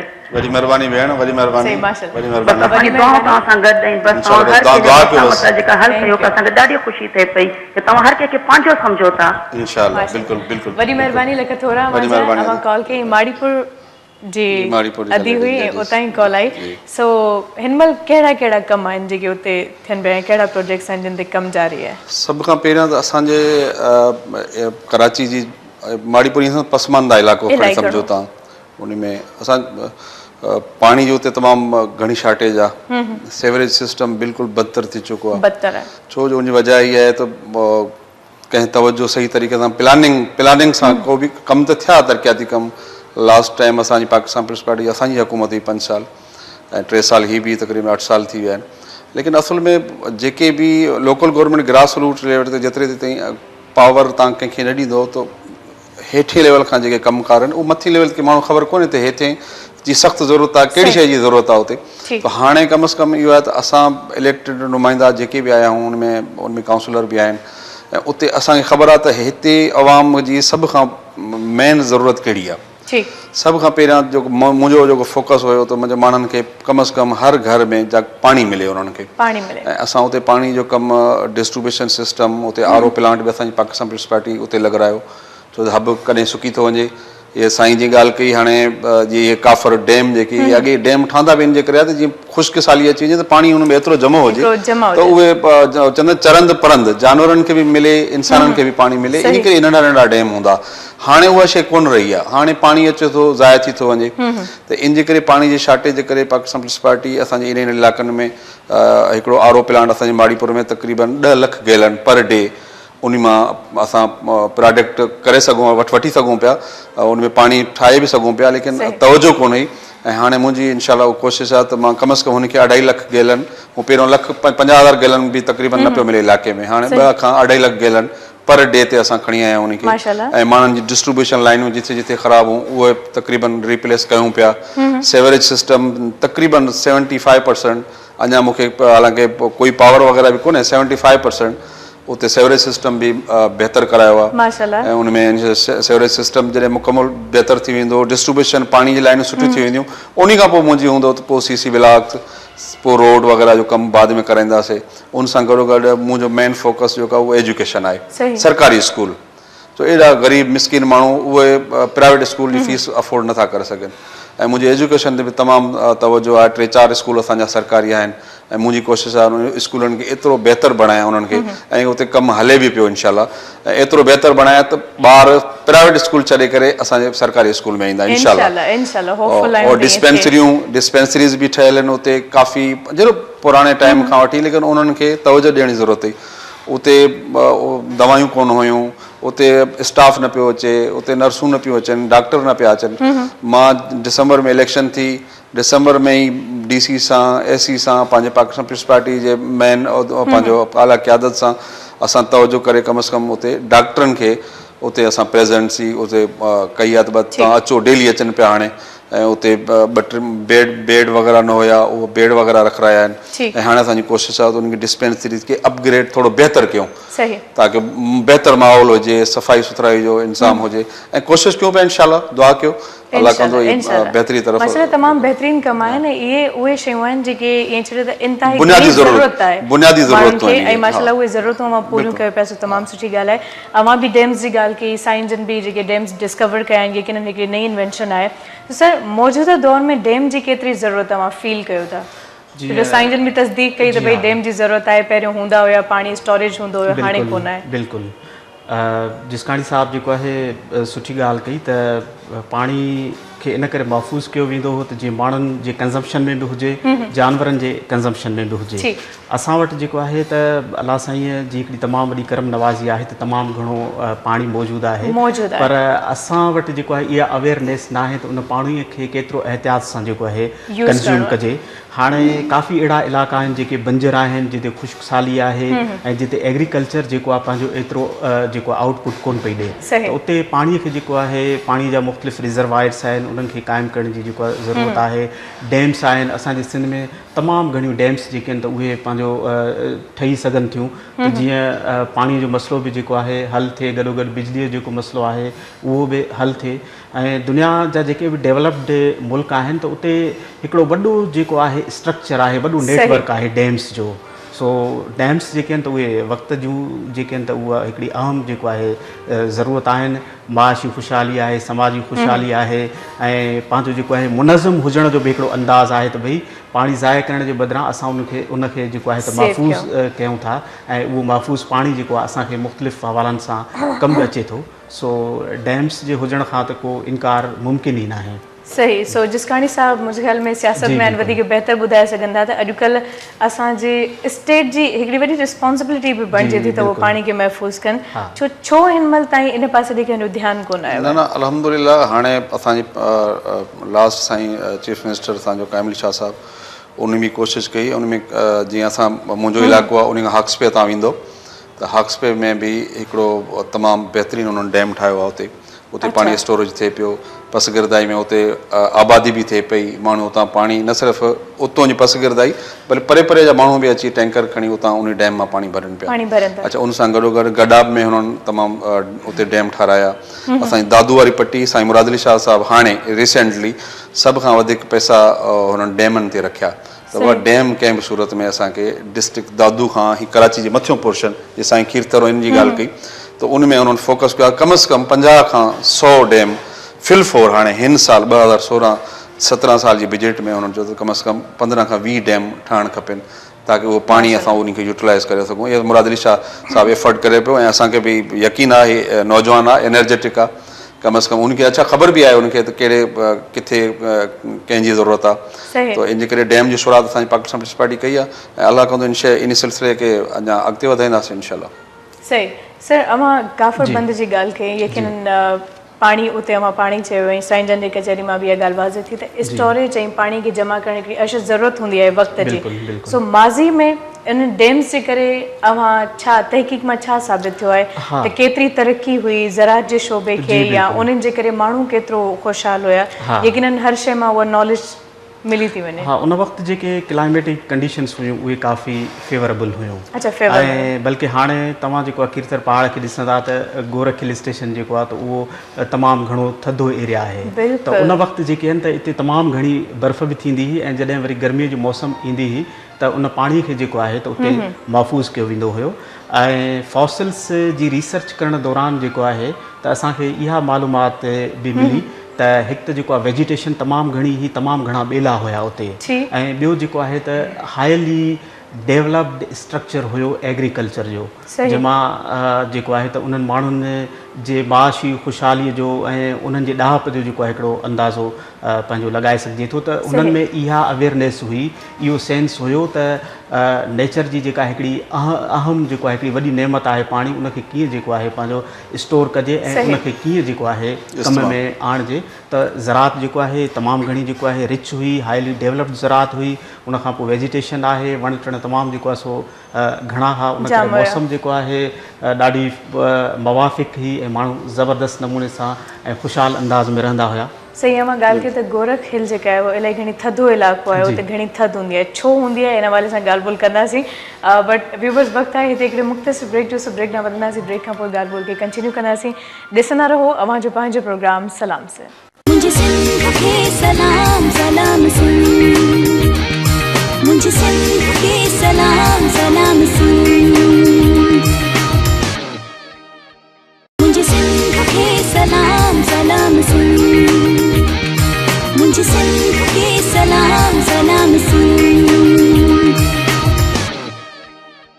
जी व्यूवर्स, हिकु भेरो ॿीहर अवां सभिनी खे भली कार चवंदासीं। ब्रेक खां पहिरियों असांजी ॻाल्हि ॿोल हले पई काफ़र बंद जे हवाले सां ऐं वरी डैम्स जे हवाले सां ॻाल्हि ॿोल थी त आवाम जो जेके बुनियादी ज़रूरतूं आहिनि उन्हनि खे कीअं पूरो करणु खपे। ऐं इहो अहसासु यकीनन उन ई इंसान खे हूंदो आहे जंहिं इंसान ज़िंदगी में इहे तकलीफ़ूं बर्दाश्त कयूं हूंदियूं आहिनि या जेके आम माण्हू सां उथनि वेहनि था, ॻाल्हाइनि था, उनजे ॾुखनि में सूरनि में शामिलु थियनि था, त उन्हनि खे अहसासु हूंदो आहे त हिकु आम इंसान जी नीड कहिड़ी आहे, उनखे कहिड़ी शइ जी ज़रूरत आहे। ऐं उनखां पोइ जॾहिं अलाह साईं जे साहिब खाना आहे माशाल्लाह हिकिड़ी सुठी पोस्ट ते आहिनि त हाणे हिननि खे अहसासु आहे त माण्हुनि जी कीअं ख़िदमत करणी आहे, कहिड़े तरीक़े सां उन जेके नीड्स आहिनि, बुनियादी जेके नीड्स आहिनि उन्हनि खे कीअं पूरो करिणो आहे। सो असां माशाल्लाह ॾाढा ख़ुशि आहियूं अवांजे कम खां। यकीनन अवां जेके आहिनि मतिलबु व्यूवर्स असांखे ॾिसनि पिया अवांजे इलाइक़े जा, उहे बि ख़ुशि हूंदा त ॼणु हिते मौजूदु आहियो, उन लाइ इलाही घणो कमु कयो आहे। सर, ब्रेक खां पहिरियों हिकिड़ो सुवालु उथियो हुयो त गोरख हिल अवां चयो त इलाही घणो थधो इलाइक़ो आहे। हा, यकीनन। सो कारण छा आहिनि, कुझु हिन हवाले सां ॿुधाए सघो था? हालांकि एतिरी गर्मी आहे उते, हिन महिल बि मौसम बहितर आहे, मौसम काफ़ी थधी हूंदी। मां जेको आहे त 2-4 दफ़ा वियो आहियां ऐं डॉक्यूमेंट्री फिल्म ठाही आहे गोरख हिल स्टेशन ते। खीरथर जी इहा जेको आहे त कुते जी क़बर खां पोइ हाईएस्ट पीक आहे। अच्छा। ऐं तव्हां जेको आहे दादू जी गर्मी मां निकिरंदा ऐं जॾहिं गोरख जे वेझो थींदा त तव्हां बिल्कुलु फेस कंदा हिकिड़ी जेको आहे ज़बरदस्त थधि खे। तव्हां चवंदा एतिरी थधि में जेको आहे पंहिंजो अची विया आहियूं। इंट्रस्टिंग जेको आहे हिकिड़ी ॻाल्हि तव्हांखे ॿुधायां त जॾहिं असां गुज़िरियल जेको आहे साल अगस्त में वियासीं उते, त असांजो हिकिड़ो साथी हुयो, उनखे एतिरी थधि अची वरितो जो उतां जा माण्हू 2 कंबल खणी आया, तॾहिं जेको आहे पंहिंजो हुन जी थधि जेको आहे अगस्त जे महीने में। ऐं जॾहिं दादू में अचूं पिया त तमामु वरी घणी गर्मी। सो बहरहाल हिन जो हिकिड़ो साइंटिफिक जेको रीज़न आहे त हिकु त उनजी जेको आहे पंहिंजो हाइट तमामु घणी जेको आहे त मथे आहे ऐं हिकिड़ो मख़सूस मतिलबु इलाइक़ो आहे जिते इहा थधि आहे। सो अंग्रेज़नि जे दौर में बि इन ते तमामु घणो जेको आहे फोकस कयो वियो त इहो कैपिटल सिटी जेको आहे सिंध जो ठाहिजे ऐं उते जेको आहे त पंहिंजो काफ़ी डेवलपमेंट कजे। सो बाद में बि घणी पेशरफ़्त जेको आहे सो थींदी रही आहे ऐं हाणे त हिकिड़ो ज़बरदस्त क़िस्म जो रोड बि ठहियो आहे ऐं माण्हुनि खे उते फैसिलिटीज़ बि जेके आहिनि प्रोवाइड कयूं वयूं आहिनि। त हिकिड़ो सुठो जेको हिल स्टेशन आहे, स्पॉट आहे जिते माण्हू वञी सघे थो ऐं उते जेको आहे त ॾाढो पाण खे एंटरटेन करे सघे थो। कुदरत जी जेका ख़ूबसूरती आहे, हुस्न आहे, उनखे फील करे सघे थो, ककरनि सां खेॾी सघे थो। ओचितो बारिश अचे थी त जेको आहे उन में इंजॉय करे सघे थो। वेरिएशन एतिरी आहे जो तव्हां सुबुह जो वेंदव त आसमान ते कुझु न हूंदो, मंझंदि जो ककर अची वेंदा, उहे तव्हांजे पेरनि सां जेको आहे टच कंदा, तव्हांजे जिस्म खे टच कंदा, माण्हू जेको आहे इंजॉय कंदो, ॿार जेको ठेंग टपा ॾींदा। सो हिकिड़ी ॾाढी ज़बरदस्त जेको आहे मतलब इहे प्लेग्रेंट के फिल्म जी स्टोरी पे ॿुधाई, यकीन कयो बिल्कुल हिकिड़ो फिल्मी एनवायरनमेंट आहे। इहे प्लेग्रेंट लॻा मूवी ॾिसां पई ऐं मूवी जो हिकिड़ो मंज़र आहे जंहिंखे मां डिस्कस पे कयो त यकीनन इलाही ख़ूबसूरत हूंदी ऐं वञणु खपे सभिनी खे। अमां विया आहियो? हा बिल्कुलु, अल्हम्दुलिल्लाह। कीअं लॻो अमांखे उतां जो एनवायरनमेंट? असां त असां दोस्त हुयो, असांजो 1-2 मिनिस्टर बि गॾु हुया असां सां गॾु। अच्छा। उते जो प्रोजेक्ट लास्ट टाइम पे जेको रफ़ीक जमाली साहब ऐं बुट साहब जेको हाणे मिनिस्टर हुन जा मेंबर बि हुया, असां उहो कमु बि ॾिसणु वियासीं ऐं घुमण बि वियासीं। बिलीव कयो जेके साईं सोलंकी साहब जेकी ॻाल्हि कई त जेकॾहिं हिन खे सुठे तरीक़े सां, हालांकि हाणे असांजी हुकूमत साईं मुराद अली शाह आहे, डिस्ट्रिक्ट दादू सां तालुक़ु आहे हुनजो, उहो बि कोशिशि करे पियो त इन खे असां कम अज़ कम डेवलपमेंट बहितर तरीक़े सां करे सघूं। उते हाल नंढा नंढा कम त थिया आहिनि सर, जीअं होटलिंग वग़ैरह जेकी बि आहे, पर अञा उन लेवल ते जेको थियणु खपे। जेके शहीद ज़ुल्फ़कार अली भुट्टे, मूं उते वियुसि, पोइ मूंखे दोस्तनि ॿुधायो उते इलाइक़े वारनि, जिते शहीद ज़ुल्फ़कार अली भुट्टे हिकिड़ो अहिड़ो फॉरेनर सां मिली करे हुननि हिकिड़ो रूट हुननि हथु कयो त इन रूट सां पोइ तव्हांखे नॉर्मल कार बि जेकॾहिं तव्हां काहे वञो आहे किथां बि, तव्हां उहो नॉर्मल कार ते तव्हां सिधो बोरखिल चोटी ते तव्हां हलिया वञो आहे, अहिड़ो रूट हुयो। लेकिन उहो रूट शहीद ज़ुल्फ़कार अली भुट्टे खां पोइ उन रूट खे हुननि कोन वरितो। हाणे वारो जेको रूट आहे इंतिहाई, मां खणी चवंदुसि ख़तरनाक त आहे, छो उन में अञा डेवलपमेंट करण जी ज़रूरत आहे। तक़रीबन 1.5 खां 2 कलाक सिर्फ़ु चाढ़ी तां चढ़ंदे लॻी था वञनि, 1.5 खां 2 कलाक, इंतिहाई ख़तरनाक माना रूट आहे। जेकॾहिं उनखे बहितर तरीक़े सां असांजी पार्टी कोशिशि करे पई, वाक़ई अगरि डेवलप्ड थी वियो पूरो कराची, कोमरी तव्हां भुलिजी वेंदो, कोमरी तव्हांखे वञण जी ज़रूरत ई न पवंदी, तव्हांजो कोमरी वञण जी ज़रूरत ई न आहे। तव्हां गोरखिल ॿार न सिर्फ़ु घुमणु वेंदा, बल्कि माण्हू बिज़नेसमैन असांजा हितां जा मुख़्तलिफ़ इलाइक़नि जा बिज़नेसमैन उते घर ठाहिराइण लाइ बि तयारु आहिनि, उते घर ठाहिराइण लाइ तयारु आहिनि, उते फार्म हाउस ठाहिराइण लाइ तयारु आहिनि, उते रहण लाइ तयारु आहिनि। जीअं गर्मी जूं मोकलूं उते वञी 6 महीना 4 महीना 2 महीना ॿारनि जी छुट्टी थी थियनि, उते गुज़ारणो वाक़ई अहिड़ी एटमॉस्फियर आहे। तव्हां जून में, हाणे जून में वेंदो बि तव्हांखे कंबल जी ज़रूरत पवंदी, कंबल खां बग़ैर तव्हां कोन सुम्ही सघंदो उते, जून में बि कंबल खां बग़ैर तव्हां न सुम्हंदो उते। सही, बल्कि असांजे सिंध में इलाही घणियूं तारीख़ी जॻहियूं आहिनि, ओथल आहे या गोरखिल जी ॻाल्हि था कयो, इन खां अलावा बि एतिरियूं जॻहियूं आहिनि जिन जे बारे में आम माण्हू खे त नॉलेज ई कोन आहे, या त हू इंटरनेट ते वञी सर्च करे, बल्कि इंटरनेट ते बि इहे शयूं अवेलेबल कोन आहिनि, या उन जे हवाले सां एतिरी का ख़ासि तहक़ीक़ या ईअं चइजे त डिटेल्स उते कोन मौजूदु आहिनि। सही, छो जो असां कोशिशि कंदा आहियूं जेकॾहिं कंहिं इलाइक़े जे बारे में असांखे न आहे ख़बर, फौरन गूगल ते वञी असां सर्च कंदा आहियूं त भई हीअ शइ छा आहे, बट इलाही सिंध जूं अहिड़ियूं जॻहियूं आहिनि जिन जे बारे में बिल्कुलु मतलब गूगल ते का अपडेट कोन आहे, कुछ भी कोन आहे। सो मुझे ख्याल में त डिटेल्स हुजण खपनि, जेके नौजवान आहिनि या इवन अक्सर माण्हू पिकनिक जे लाइ वञण जी सोच रिथा रिथींदो आहे त वञी माण्हू उते इंजॉय करे। बहरहाल इहा त गोरखिल जी ॻाल्हि थी। जेकॾहिं मोहन जे दड़े ते अचूं, इलाही घणी तहक़ीक़ थी आहे ॿोलीअ जे हवाले सां, तहज़ीब, रिवायतूं, सक़ाफ़त छा हुई, रहणी कहिड़ी माण्हुनि जी कीअं हुई, बट हिकिड़ी शइ जेका ख़ासि जिसकानी साहिबु मूंखे ॿुधाई आहे त सोलंकी साहिब जन तहक़ीक़ कई आहे हिन हवाले सां त तबाहीअ जा सबब छा हुया, एटॉमिक रेडिएशन, बट इहा अञा ताईं कंहिंखे ख़बर कोन आहे। ऐं इन हवाले सां अव्हांजी जेका तहक़ीक़ थी आहे, मां चाहींदसि हिते सभिनी व्यूवर्स खे ॿुधायो त छा तहक़ीक़ आहे, तबाहीअ जा छा कारण हुया ऐं कॾहिं तबाह थियो, इन हवाले सां का नॉलेज पहुती आहे मां ताईं? बिल्कुलु, हेल ताईं जेका मोहन जे दड़े जे डिस्ट्रक्शन जे हवाले सां रिसर्च थी आहे, उन रिसर्च मां का बि जेको आहे हतमी राय क़ाइमु नथी करे सघिजे त आख़िर जेको आहे इहो एतिरो मेट्रोपॉलिटन सिटी कीअं जेको आहे तबाह थियो। मुख़्तलिफ़ रिसर्चर्स, आर्कियोलॉजिस्ट ऐं हिस्टोरियन आहिनि, उन्हनि जा पंहिंजा जेके अंतराया आहिनि ऐं उन्हनि जो पंहिंजो जेको आहे त नुक़्ते नज़र आहे जेको वक़्तनि फ़वक़्तनि जेको आहे साम्हूं ईंदो रहे थो पियो।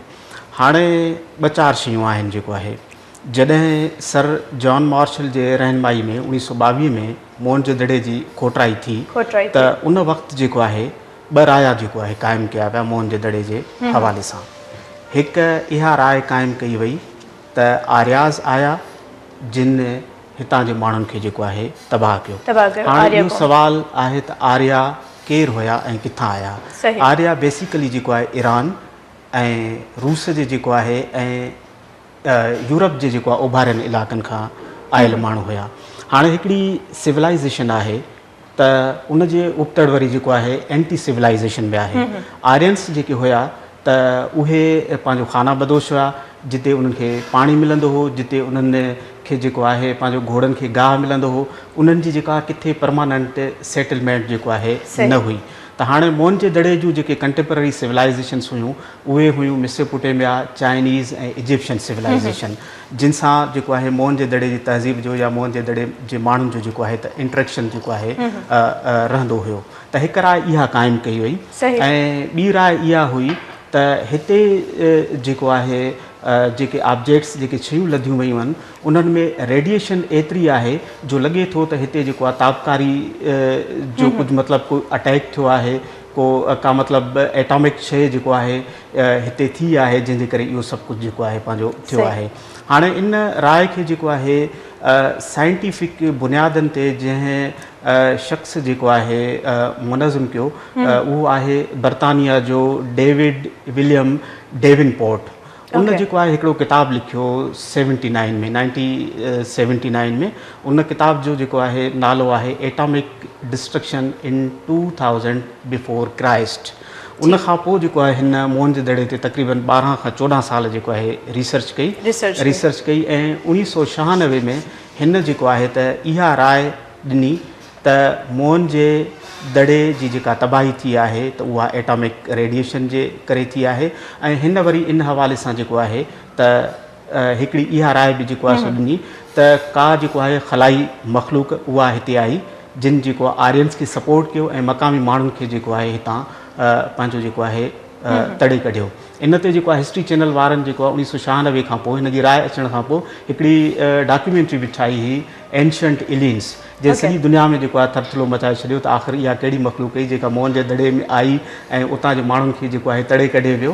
हाणे जेके 1927 में मोहनजोदड़े जे एक्सकेवेशन खां पोइ कुझु डेड बॉडीज़ जेके आहिनि त उहे मिलियूं आहिनि तक़रीबन 37 आहिनि या वरी के जेके रिसर्चर्स आहिनि उहे चवनि था त 44 डेड बॉडीज़ आहिनि।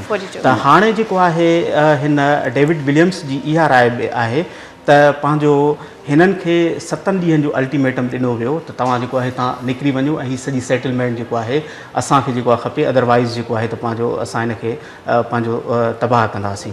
त हाणे हिस्ट्री मां जेके आहिनि त कुझु जेके आहिनि त उहिञाण बि असांखे मिलनि था त आख़िर जेको आहे हिते छा थियो ऐं मुमकिन आहे त वाक़ई अहिड़ी का जेको आहे रेडिएशन जी एक्टिविटी जेको आहे सो पंहिंजो थी हुजे।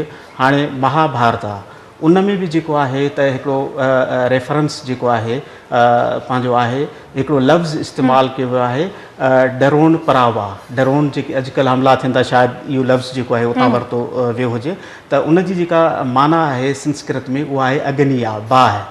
त उन में इहो आहे त जेको आहे त बाहि वसाई वई ऐं गॾोगॾु जेको आहे त पंहिंजो ऋग्वेद जेको तक़रीबन 1700 क़ब्ले मसीह खां 1500 क़ब्ले मसीह जे विच में जेको आहे पंहिंजो वेद जेके हुया ऐं बुनियादी किताब जेको ऋग्वेद आहे उहो लिखियो वियो त उन में बि इहा हिकिड़ी ॻाल्हि जेको आहे मिले थी त जेकी ॾाढा आहिनि ऐं कुवत रखनि था उन्हनि खे ईअं तबाह कयो वियो जीअं वक़्तु जेको आहे कपिड़े खे लीड़ूं करे छॾींदो आहे।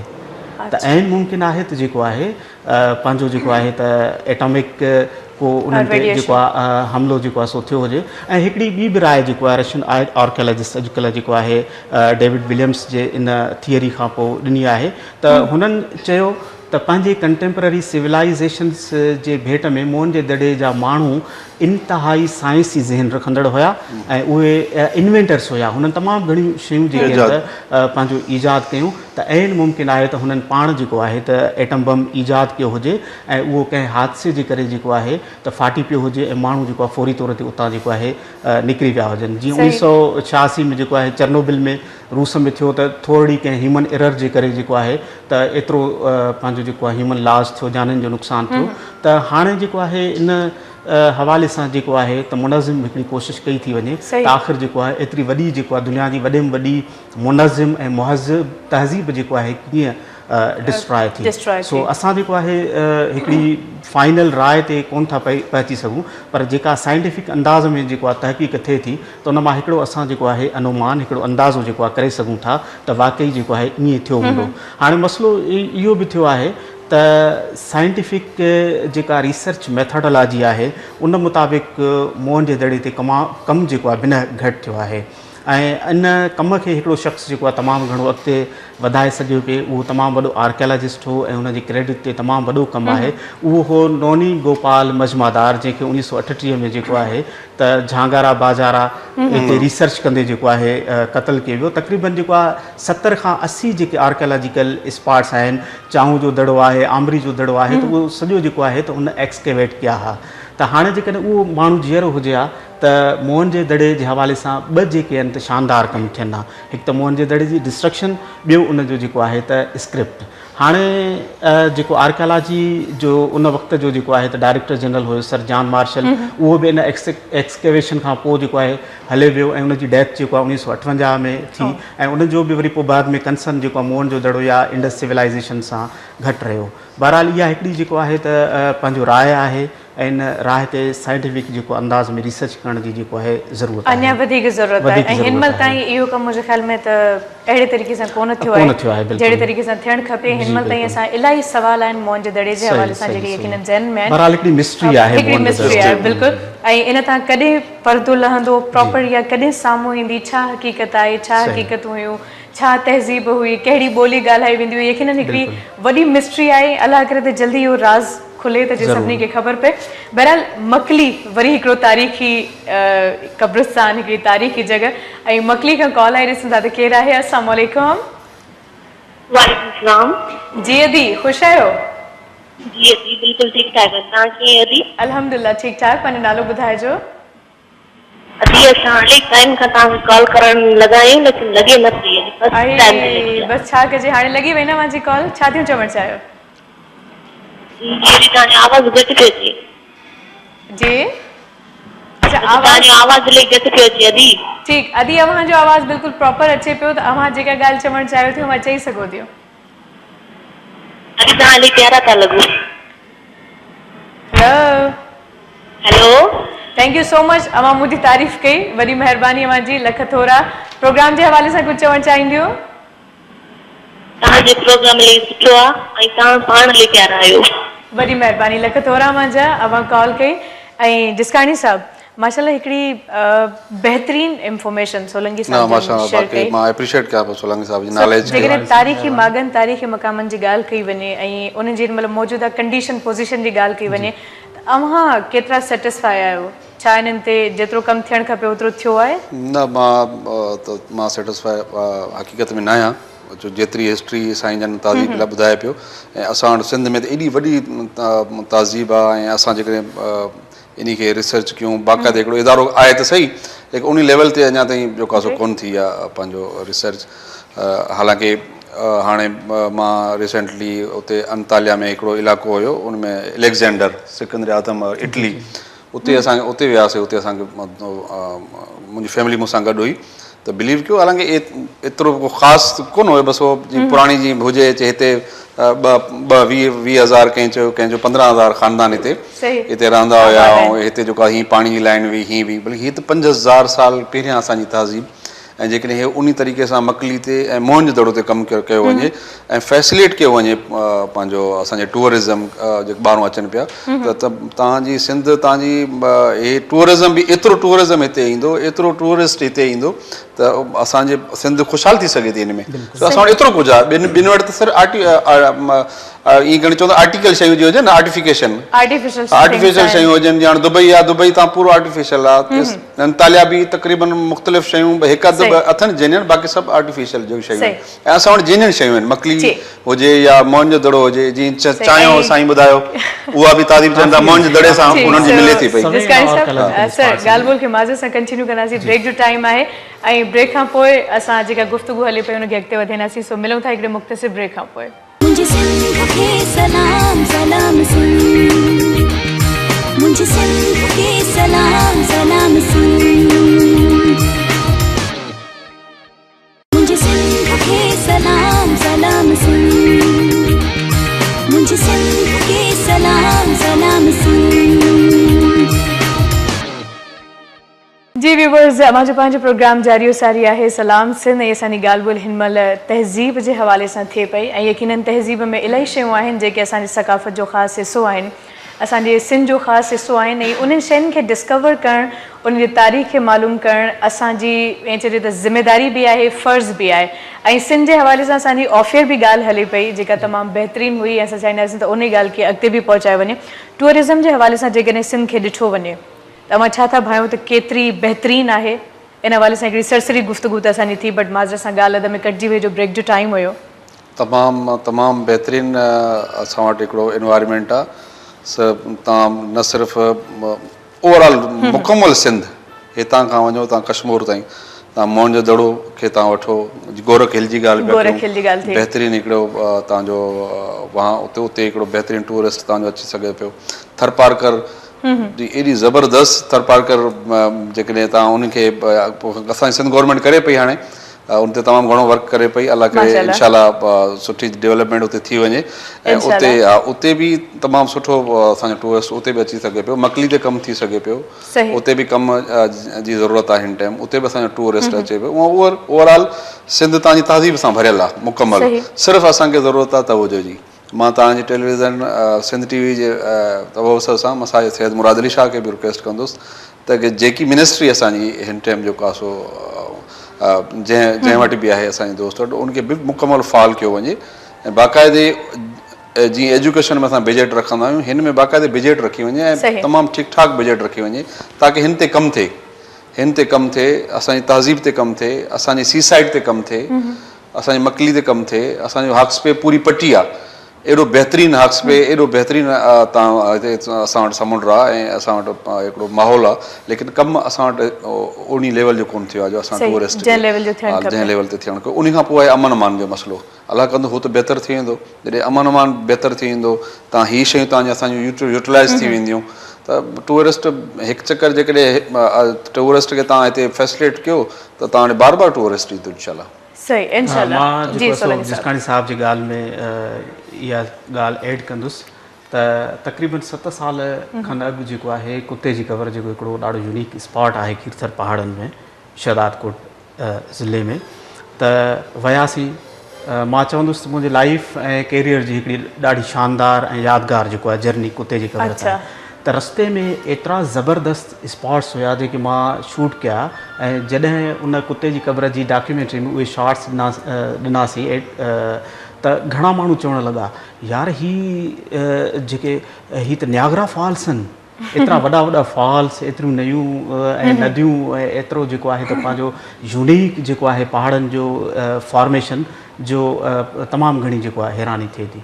सॼी सिंध जेको आहे मतिलबु ख़ूबसूरती सां भरी पई आहे, टूरिस्ट पोटेंशियल जेको सिंध में आहे, कोटडीजी जी पंहिंजी हिकिड़ी जेको आहे तहज़ीब आहे, कोटडीजी जो मौजूदा जेको क़िलो जेको हिन वक़्त ताईं सही सलामत आहे उहो पाण जेको आहे अहिड़ा क़िला जेके आहिनि त पंहिंजो दर्जने आहिनि जी हा रनीकोट त दुनिया हैरान आहे, एतिरो वॾो क़िलो जेको आहे माण्हू वेंदो त सिर्फ़ु जेको आहे हर तरफ़ हैरत ई हैरत आहे त हेतिरा ब्लॉक एॾियूं वॾियूं वॾियूं शयूं कीअं यूज़ थियूं आहिनि ऐं कीअं ठहियो आहे। सो सॼी सिंध ख़ूबसूरती ऐं हैरत सां भरी पई आहे।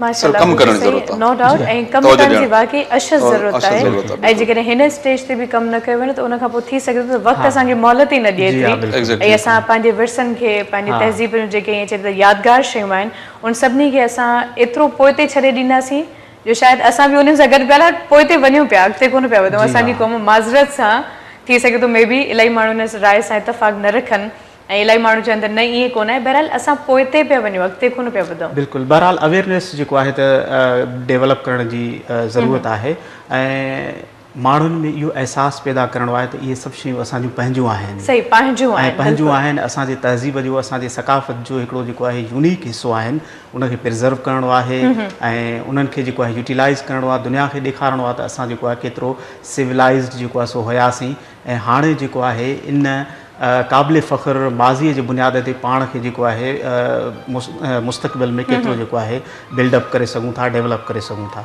त इहा अवेयरनेस जेको आहे ज़रूरी आहे। सही, ऐं इहा अवेयरनेस तेसि ताईं नथी अची सघे जेसिताईं असांजो एजुकेशन डिपार्टमेंट बहितर नथो थिए, एजुकेशन जो निज़ाम बहितर नथो थिए ऐं एजुकेशन जे निज़ाम जे हवाले सां यकीनन हिकिड़ो पॉलिटिशियन वधीक बहितर ॿुधाए सघे थो। हिकिड़ो त माशाल्लाह मां इन हवाले सां कमु कयो पिया, जेका हिकु ख़ुशि ॻाल्हि आहे ऐं असां ॾाढो ख़ुशि आहियूं त एजुकेशन ते हाणे कमु थिए पियो।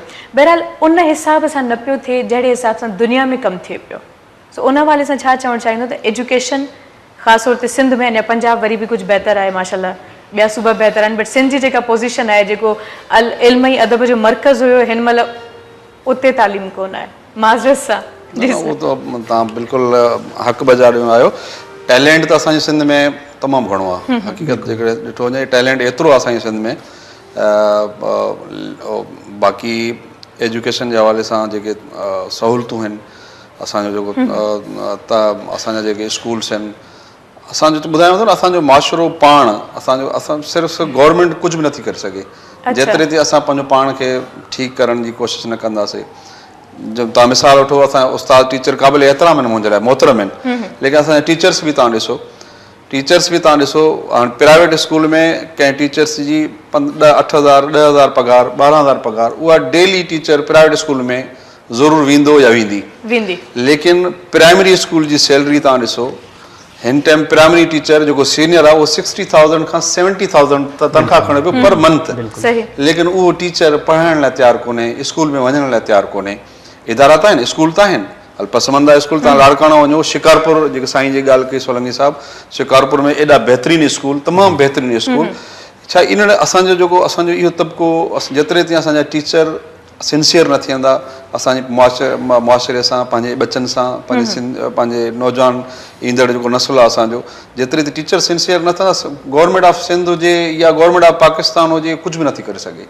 सभ खां पहिरियां असांखे असांजे टीचर्स खे किरदारु अदा करिणो पवंदो, बाक़ाइदे उन्हनि खे पंहिंजी प्रेज़ेंस जी उते पंहिंजो यकीन ॼाणी करणी पवंदी। त भई टीचर डेली अचे थो सुबुह खां 8 बजे खां वठी 2 बजे ताईं, टीचर्स न ईंदो त पोइ तव्हां स्कूल जो तव्हां फ़ाइदो ई कोन्हे, फ़ाइदो कोन्हे। ऐं नंबर ॿी ॻाल्हि, स्कूल्स ठहनि था, पोइ स्कूल खे वरी मेंटेन करण बि वॾो मसइलो आहे, वॾो मसइलो आहे। उनखे मेंटेन पोइ स्कूल नथो थी सघे, उनजो जेको उहो माहौल आहे, जीअं हाणे प्राइवेट स्कूल आहे, उहो तव्हां ॾिसंदो त हर महीने 2 महीने 3 महीने उनखे मेंटेन पिया करनि, उनजी बिल्डिंग्स खे मेंटेन पिया करनि, माना कोई न कोई कमु थिए पियो। अच्छा, स्कूल हिकिड़े चकर बिल्डिंग ठही वई त ठही वई, पोइ दुबारा उन बिल्डिंग खे हथु न लॻाइणो आहे त कहिड़ी कंडीशन में आहे, कहिड़ी कंडीशन आहे, हाणे हुते नंढड़ा ॿार कहिड़े माहौल छो, जेतिरे तव्हां घर जो मिसाल वठो, घर जेकॾहिं तव्हां साफ़ सुथरो न आहे, तव्हांजी बच्चनि जी ॿारनि जी बि दिलि न चवंदी त मां हिन घर में वेहां, अहिड़ो माहौल बि न आहे, दिलि ज़हनी तरह हिकिड़ो माण्हू थिए थो त यार कहिड़ो सफ़ाई न आहे, सुथराई न आहे। पोइ जस्ट उहो बि स्कूल जो बि इहो ई मिसाल आहे, स्कूल जो तव्हां माहौल ॾियो, उनजी सफ़ाई सुथराई जो ख़्यालु रखो, उनखे मेंटेन रखो। ठीकु आहे, गवर्नमेंट नथी करे त उथों जा जेके साहिबी हैसियत आहिनि उन्हनि खे पंहिंजो किरदारु अदा करणु खपे। हिकु साहिब हैसियत 4 दोस्त 5 पाण में मिली करे कहिड़ो ख़र्चो ईंदो हिकिड़े स्कूल ते, चवंदो आहे कम से कम असांजे इलाइक़े जो स्कूल आहे, गवर्नमेंट नथी करे थो, असां पाण कयूं था, गवर्नमेंट केतिरे थो, उहो चवंदा न असां जेके साहिब हैसियत माण्हू आहिनि या मिडिल तबिके जा माण्हू हुजनि, चाहे ज़मीनदार हुजनि, चाहे बिज़नेसमैन हुजनि, उन्हनि खे इन शयुनि ते इहो तवजो नथा ॾियनि। त कम से कम इहे जेकॾहिं असांजा साहिब हैसियत उन में ताउन करनि गवर्नमेंट ऑफ सिंध सां, गवर्नमेंट ऑफ पाकिस्तान सां, उहो इहे सम्झनि त हीअ असांजा बच्चा आहिनि, हीअ असांजी औलाद आहे, हीअ असांजो पाकिस्तान जो फ्यूचर आहे, हीअ असांजो सिंध जो फ्यूचर आहे, कंट्रीब्यूशन करनि बाक़ाइदे। जीअं हाणे मां पंहिंजे इलाइक़े जी तव्हां ॻाल्हि ॿुधायां पियो, त उते मां साहिब हैसियत जेके दोस्त आहिनि पंहिंजा, उन्हनि खे मां पंहिंजो लाइन अप कयो आहे त भाउ तव्हां अचो असां सां गॾु कमु कयो, केतिरो असां गवर्नमेंट खे ॾिसंदासीं, केतिरो टाइम गवर्नमेंट खे असां चवंदासीं असांखे फंड ॾियो। लाज़मी ॻाल्हि आहे त जेकॾहिं कचिरे जो डस्टबिन तव्हां पंहिंजे रोड ते पाण था फिटो कयो त हुकूमत कोन अची खणंदी। बिल्कुलु, एग्ज़ैक्टली। मां उन्हनि खे इहो चयो, मूंखे पैसे ॾियण जी ज़रूरत न आहे, अचो की हिकिड़ो को दोस्त अचेव, तव्हां कलर कराए सघो था, तव्हां कलर करायो, कोई पंखा ॾियणु चाहे थो पंखा ॾिए, कोई टीचर्स जी एक्स्ट्रा जिथे 4 टीचर्स जी ज़रूरत आहे, सरकारी 2 टीचर्स आहिनि, 2 एक्स्ट्रा असांखे ज़रूरत आहे, त उहा किथां अचे, त उहे साहिब हैसियत बाबा हीअ 2 टीचर्स आहिनि, हिन जी सैलरी तव्हां महिरबानी करे ॾियो। सफ़ाई जी कोई त सफ़ाई जे लाइ कोई बि कोन्हे, त उते सफ़ाई जे लाइ हिकिड़ी का मेड रखूं, उनजी सैलरी साहिब हैसियत दोस्त पाण में 4-5 मिली करे उहा रखूं, त असां सभु खे कंट्रीब्यूशन करणी पवंदी, त पोइ एजुकेशन सेक्टर असांजो उन लेवल ते पहुचंदो। अदरवाइज़ असांजी एजुकेशन उन लेवल ते कोन पहुची सघी आहे, ऐं जेको असां एक्सपेक्ट करे सघूं पिया, या तव्हां दुनिया जी ॻाल्हि कई, उते तमामु वॾो कमु थिए पियो एजुकेशन में, बिल्कुलु थिए पियो। ऐं असां हाणे फिलफोर तव्हां केतिरो बि कयो, तव्हांखे हिन टाइम नज़र न ईंदो, तव्हांखे कम से कम साल खपनि, छो जो पूरो सिस्टम ई तव्हांजो ख़राबु थियल आहे, बल्कि तबाह थी चुको आहे, पूरो सिस्टम ई तव्हांजो ख़राबु थियल आहे, ऐं नए सिरे तव्हांखे दुबारा उनखे रीबिल्ड करणो पवंदो।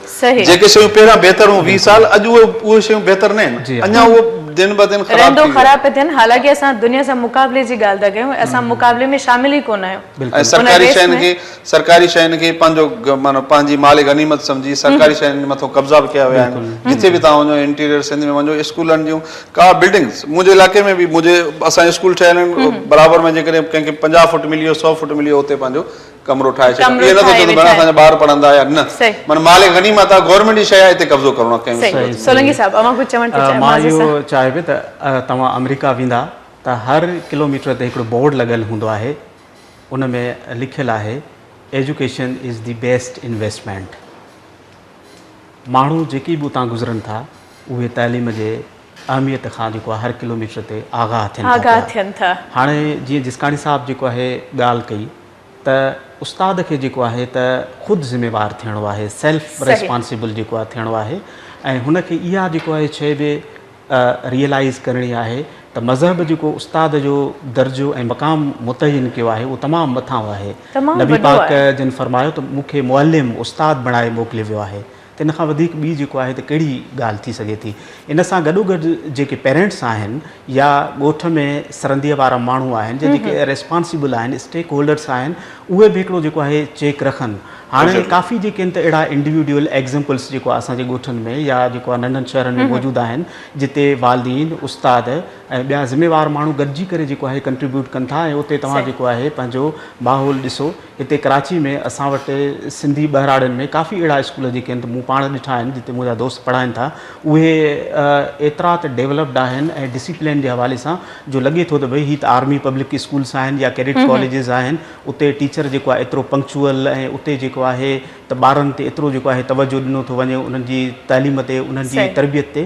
त ज़ाहिर आहे जेकॾहिं इहा तरबियत ऐं इहा तइलीम ऐं हिकिड़ो जेको आहे मुयसरु माहौल जेको आहे प्रोवाइड कयो वेंदो त यकीनन जेको आहे ॿार अॻिते हली जेको आहे न सिर्फ़ु सुठा सिटीज़न्स थींदा बल्कि मुल्क जे तरक़ी में ऐं उनजी ख़ुशहाली में जेको आहे हिकिड़ो पंहिंजो ज़बरदस्त कंट्रीब्यूशन ॾेई सघंदा। बल्कि माज़रत सां असांजा जेके पेरेंट्स आहिनि अॼुकल्ह इन में फ़ख्रु महसूसु था कनि त असांजो ॿारु महांगे स्कूल में पढ़े थो, असां 50,000 पंहिंजे ॿार जी एॾी फीस था ॾियूं। बसि इहा अॼुकल्ह असांजे लाइ वॾी ॻाल्हि इहा थी वई आहे त असांजो ॿारु उन स्कूल में थो पढ़े जंहिंजी फीस 50,000 आहे। इहो न आहे त उते तालीम बि आहे, उते सिस्टम बि आहे, उते अदब आहे, इख़लाक़ आहे या छा आहे। इहे शयूं असांजे लाइ अॼुकल्ह गैर ज़रूरी थी वियूं आहिनि। असां हालांकि जेको मास्टर या इवन जेतिरा बि असांजा जेके इदारा आहिनि हुकूमत जा, त जेके पैसा उनखे मिलनि था, जेका सैलरी मिले थी उहा अवाम जे टैक्स मां मिले थी ऐं असां सम्झूं था त न ईअं न आहे। अवां पंहिंजो हक़ जेकॾहिं अव्हांखे नथो ॾिनो वञे अवां छिनी वठो। अवां जेकॾहिं प्राइवेट स्कूल में का मीटिंग थिए थी, पेरेंट्स एंड टीचर्स मीटिंग, त उते माउ पीउ भले को बि कमु हुजे, जेकॾहिं प्राइम मिनिस्टर सां बि मीटिंग हूंदी उहा बि कैंसिल करे स्कूल पहुचंदा, पर जेकॾहिं गवर्नमेंट स्कूल में कंहिं टीचर घुराए वरितो त ॼण बसि वॾी का ख़ता थी वई, वॾो को कमु चई छॾनि। उते मजाल जो केरु माउ पीउ वञण जी ज़हमत कनि या इवन एतिरो वञी पुछनि त असांजो ॿारु छा पियो पढ़े, असांजे ॿार जो जेको रवैयो आहे उहो कीअं आहे, असांजे ॿार खे हीअ कमु छो न मिलियो आहे, बल्कि कॉपियूं चेक नथियूं थियनि। सो असांजे लाइ अॼुकल्ह तालीम इते अची पहुती आहे त बसि असां महांगे स्कूल में पढ़ूं था, दैट्स इट। सो इहा जेकॾहिं वाकई जेकी ॻाल्हि कई त हूं बि इहा चवणी आहे त उहा क़ौम कॾहिं तरक़ी नथी करे सघे जंहिं मुआशिरे में तव्हांजा ॿ इदारा प्रॉफिटेबल थी वञनि, हिकु एजुकेशन, ॿियो हेल्थ। हिन टर्म ये प्रॉफिटेबल इदारा आहिनि कमाई जो ज़रियो एजुकेशन जे हवाले सां असां चाहींदासीं थोरो डिटेल में कचहरी कयूं, बट ब्रेक खां पोइ। सो व्यूअर्स, ब्रेक जो टाइम आहे, वधंदासीं ब्रेक ॾांहुं, मिलूं था ब्रेक खां पोइ। ॾिसंदा रहो सलाम से। मुझे सिंध के सलाम सलाम सुन, मुझे सिंध के सलाम सलाम सुन, मुझे सिंध के सलाम सलाम सुन, मुझे सिंध के सलाम सलाम सुन। जी व्यूअर्स, हिकु भेरो ॿीहर अव्हांखे भली कार चवंदासीं ऐं यकीन कयो अॼु अहिड़ियूं शख़्सियतूं मौजूदु आहिनि, इन करे मां लाइव तारीफ़ थी कयां छो जो ऑफियर बि असांजी इहा ई कचहरी जारी सारी आहे एजुकेशन जे हवाले सां या डिफरेंट मामला आहिनि। ऐं सोलंकी साहब माज़र सां जो जल्दी जल्दी असांखे ऑन ईयर अचिणो, दैट्स वाइ मुंहिंजी ॻाल्हि कटिजी वई ऐं मां को कॉल पिया हिते कोट करणु चाहियो, एजुकेशन ते असांजी ॻाल्हि ॿोल हले पई, ब्रेक खां पहिरियों बि लेकिन ऑन ईयर जारी हुई। जी साईं जेको आहे जिसकाणी साहब जेका ॻाल्हि कई त तालीमी अदारा जेके आहिनि त उहे कमर्शलाइज़ जेके आहिनि त पंहिंजो कया विया आहिनि। तालीम जॾहिं बिज़नेस जो रूप अख़्तियार कंदी त पोइ जेको आहे उहा के सुठा शहरी जेको आहे माज़रत सां उहे जेको आहे पैदा कोन थी सघंदा। एजुकेशन जेको आहे कंहिं शइ खे अचीव करण लाइ हिकिड़ी क्वालिफिकेशन आहे, त का शइ तव्हां जेको आहे हासिलु करियो, को एग्ज़ाम ॾियो, का जॉब हासिलु करियो, उन जे लाइ जेको आहे त पंहिंजो हिकिड़ो रस्तो, हिकिड़ी जेका वाट उहा घड़े ॾिए थी। सो असां वटि जेका शइ लैक करे थी उहा आहे ॿार जी जेको आहे कैरेक्टर बिल्डिंग, उनखे जेको आहे किरदार साज़ी खे जेको आहे पंहिंजो मज़बूत बुनियादु फ़राहम करणु, इहा शइ जेकॾहिं असांजे तइलीम में अची वञे त पोइ जेको आहे असांजो जेको हिकिड़ो मॉरल सिस्टम आहे या वैल्यू सिस्टम जंहिंखे असां चऊं उहो तमामु घणो जेको आहे मज़बूत थी सघे थो। ऐं इन सिस्टम खे जेको आहे इंश्योर करण जे लाइ टीचर ऐं पेरेंट्स ऐं गॾोगॾु जेके स्टूडेंट्स आहिनि उन्हनि सभिनी जी जेको आहे हिकिड़ी रिस्पॉन्सिबिलिटी आहे। सिर्फ़ु जेको आहे हा गॾियल हिकिड़ो जॉइंट वेंचर आहे न, एजुकेशन जॉइंट वेंचर आहे। त हिन में सिर्फ़ु जेको असांखे स्टेट खे रिस्पॉन्सिबल जेको बनाइणु न खपे त स्टेट ई सभु कुझु जेको आहे करे ॾे ऐं स्टेट जेको आहे असांखे तालीम बि ॾे, स्टेट असांखे जेको आहे त जॉब बि ॾे। सभिनी जी असांजी जेको आहे त हिकिड़ी ज़िमेवारी आहे। सोलंकी साहब मुंहिंजे ख़्याल में त जिसकाणी साहब खे अहिड़ा जुमिला ॾाढा ॿुधण जे लाइ मिलंदा हूंदा, अमां हे कमु न कयो, अमां खां हे न थी सघियो, ऐं सियासत में हे बि न थियो, असांजा हक़ मारिया विया। सो छा चवणु चाहींदा, छो जो सोलंकी साहब इहा ॻाल्हि कई त एजुकेशन जे जेकॾहिं असां मैदान जी ॻाल्हि था कयूं त पेरेंट्स, स्टूडेंट्स ऐं टीचर सभई ज़िम्मेवार आहिनि, पर असां ज़िम्मेदारी कंहिं हिक ते ॾींदा आहियूं त हे जेकॾहिं कमु न थियो आहे त ज़िम्मेदारी हिनजी आहे। सो कीअं डील कंदा आहियूं इन्हनि शयुनि खे? बिलीव कयो त हाणे रिसेंटली तव्हां मां ॻाल्हि ॿुधायां त हिकिड़ो स्कूल आहे उते बिलाल प्राइमरी स्कूल। अच्छा, ज़ाहिर आहे हर माण्हू त ग़रीब न आहे, मिडिल तबिके जा माण्हू बि उते पसंदीदा रहनि पिया। सालनि खां वठी उन स्कूल वेचा, उन स्कूल में कंहिं कमरे में पंखो कोन्हे, अच्छा पको ई न आहे, बल्ब कोन्हे, वॉशरूम न आहे, पाणी जी सहूलियत न आहे।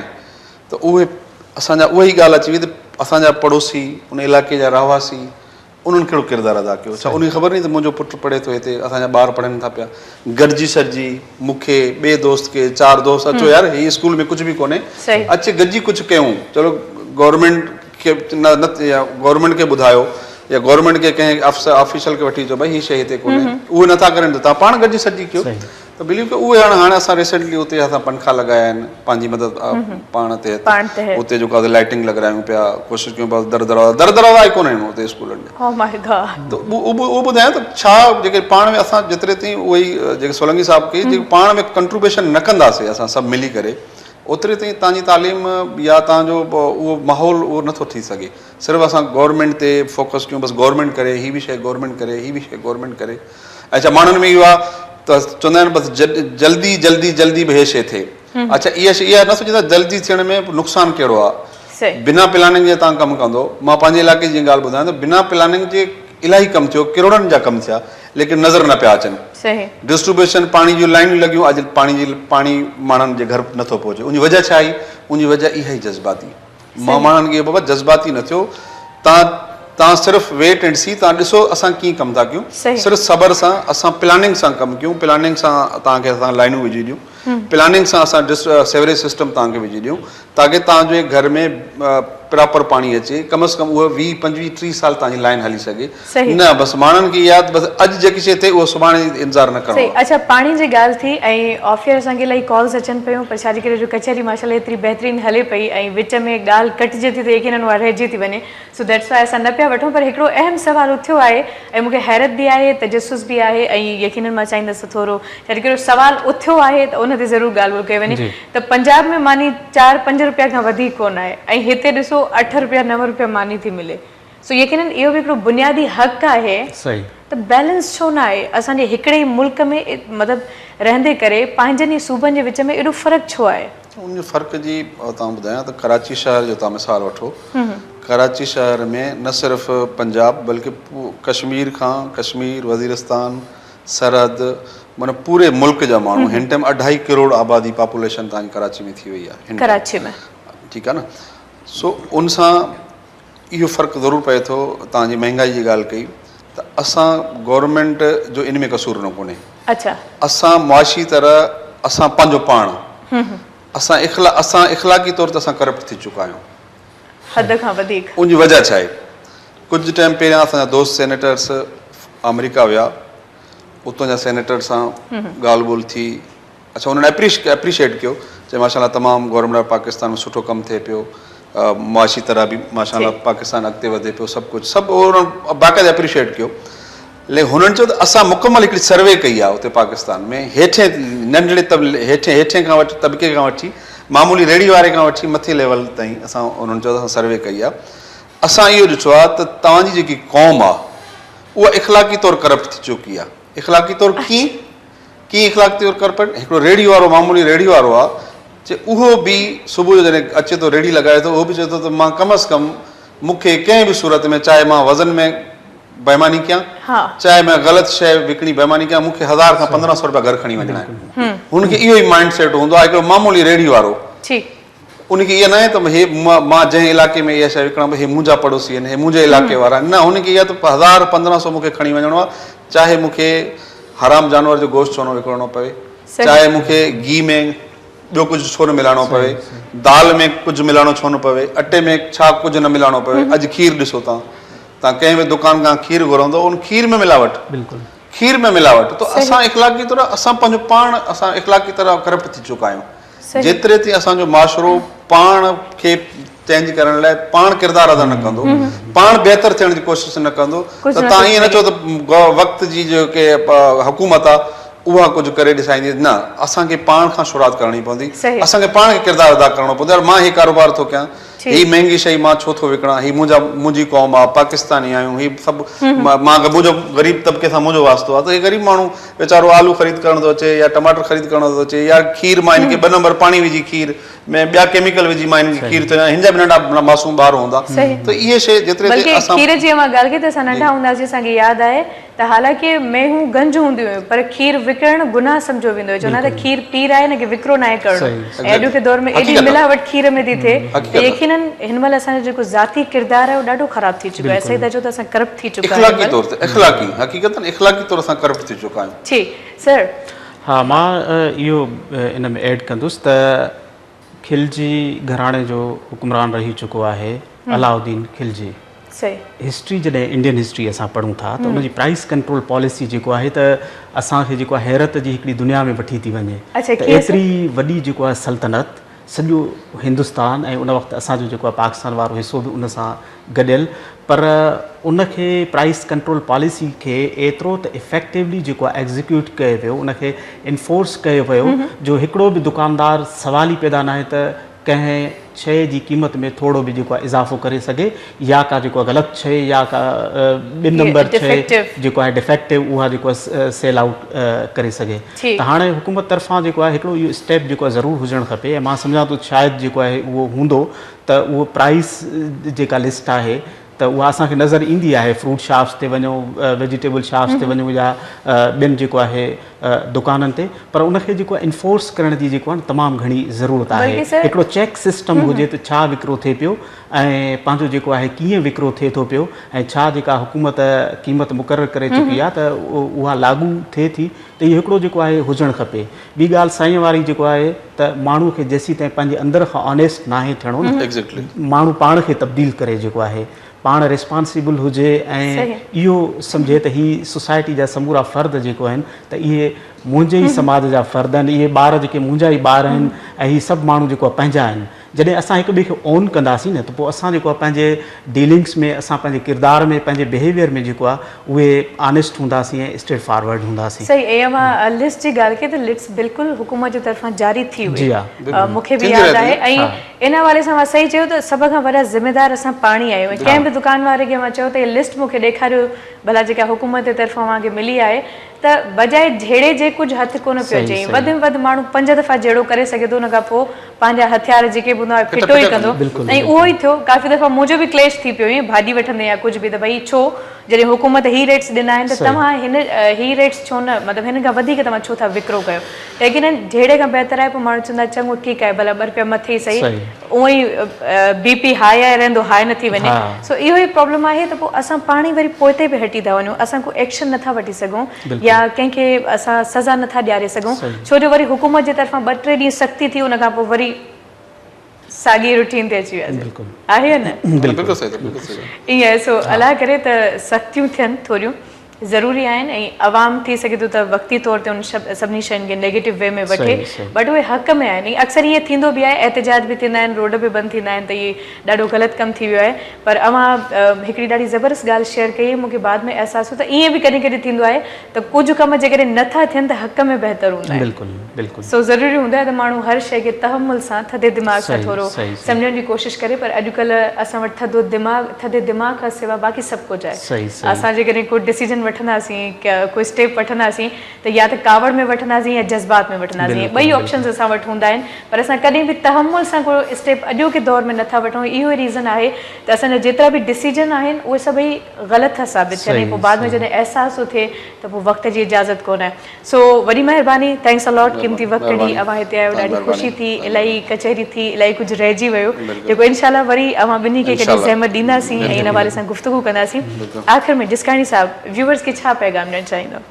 मां व्यूअर्स खे इहो प्रोग्राम ॾियणो हूंदो त ख़ुदा तव्हां हिकिड़ी क़ौम थी करे न सिर्फ़ु पंहिंजे लाइ, पंहिंजे घर जे लाइ, बल्कि पंहिंजी पसगिरदाई, पंहिंजे इलाइक़े जे लाइ, पूरी पाकिस्तानी क़ौम लाइ बहितर सोचो, बहितर करण जी कोशिशि कयो, पाण खे बहितर कयो त इनशाला पूरो मुआशिरो, पूरो पाकिस्तान इनशाला सरसब्ज़ थींदो ऐं पाकिस्तान तरक़ी कंदो। ऐं असां पंहिंजे पाण में चेंजिंग, पंहिंजे घर खां था चेंजिंग कोशिशि कयूं, पंहिंजे घर खे बहितर कयूं। घर में जेके 4 फ़र्द रहूं था उहे प्यार ऐं मोहबत सां रहूं, उहे पाण में इत्फ़ाक़ हुजे ऐं पड़ोसी सां बहितर तरीक़े सां असां पेश अचूं। ऐं कम अज़ कम ॿियो कुझु न करे सघूं त कम अज़ कम कंट्रीब्यूशन त ज़रूरी आहे हिक ॿिए सां। त असां जेतिरे त असां पाण में, तव्हां पाण कंट्रीब्यूशन न कंदो वक़्त जे हुकूमत सां गॾु, त इही असांजो मुआशिरो चाहे सेंस असांजो तरक़ी कॾहिं बि न करे सघंदो। ठीकु, वरी महिरबानी, लख थोरा वञे सोलंगी साहब। मैसेज ते मूंखे यादि आयो, शेख सादी किथे लेक्चर ॾे पियो। अच्छा। ऐं माण्हुनि खे चयईं त जॾहिं तव्हांखे का तकलीफ़ पए अचे, का ॾुखियाई थिए, का मुश्किल थिए, त पोइ जेको आहे ख़ुदा जो दरवाज़ो खड़कायो। अच्छा। उते हिकिड़ो मूं जहिड़ो अणपढ़ियल माण्हू वेठो, उन चयो, सादी साहब छा ख़ुदा जो दरवाज़ो बंदि हूंदो आहे जो असां खड़कायूं? हू ॾाढो वाइड़ो थी वियो ऐं हुन वटि को जवाबु कोन हुयो। सो अलाह पाक जो जेको दरवाज़ो आहे उहो हमेशह खुलियल रहंदो आहे। ज़रूरी इहा शइ आहे त असां जेको आहे रुजू करियूं ख़ुदा खे, जेको आहे पंहिंजे दिलि जे, पंहिंजे रूह जे ऐं पंहिंजे ज़हन जे वेझो करियूं, त पोइ जेको आहे सभु आसानियूं थी वेंदियूं आहिनि। सो असां लाइ ज़रूरी आहे त असां ख़ुदा ख़ौफ़ी ऐं ख़ुदा सां जेको आहे प्यार करणु सिखूं। ख़ुदा सां प्यार कंदासीं त पोइ यकीनन जेको आहे ख़ुदा जी मखलूक सां बि प्यार। Thank you so very much, कीमती वक़्त ॾिए में। आमिर भाई आपका भी बहुत बहुत शुक्रिया, थैंक्स अलॉट। ऐं व्यूवर्स, इजाज़त जो टाइम अची चुको आहे, सो पंहिंजो तमामु घणो ख़्यालु रखिजो। इंशाल्लाह ज़िंदगी साथ ॾिनो त सुभाणे वारी ख़िदमत में हाज़िर ख़िदमत थींदासीं। तेसीं ताईं पंहिंजो, पंहिंजनि जो इलाही घणो ख़्यालु रखिजो, छो जो ज़िंदगी में हर शइ क़ीमती आहे, मञिया थी, पर रिश्तनि खां वधीक क़ीमती कुझु बि कोन आहे। सो अल्लाह हाफ़िज़, good bye and God bless you. And Aamir भाई, आखिरी सॉन्ग ज़रा हो जाए व्यूवर्स के लिए।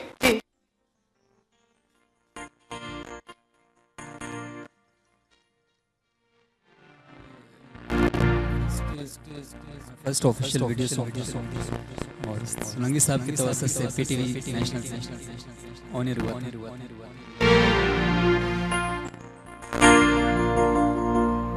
इस दौड़ में प्यार की राहों में, आके परचम तले छाओ में, तुम साथ हैं आज भी इस तरह जैसे पंछी फिजाओं में। इन नफरतों को मिटाना है, कौमी यकजहती को निभाना है, सबसे ही परचम लहराना है, में मिलजुल के पाकिस्तान बनाना है, बनाना है,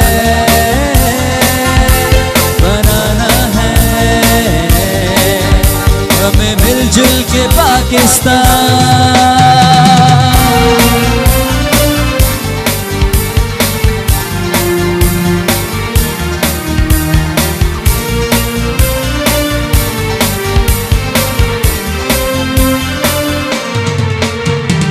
हम सब में क्यों फासले हो गए, एक था घर क्यों जुदा हो गए।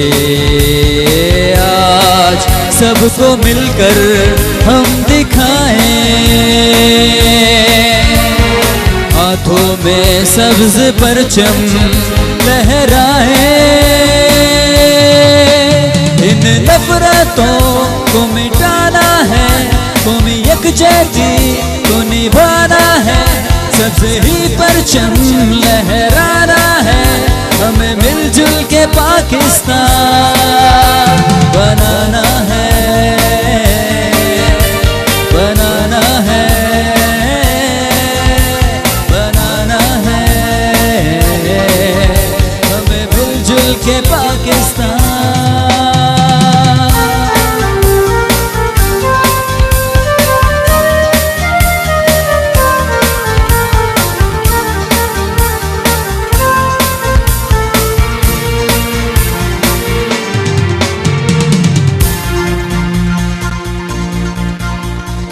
एक किताब को पढ़ते हैं हम फिर भी आपस में लड़ते हैं क्यों।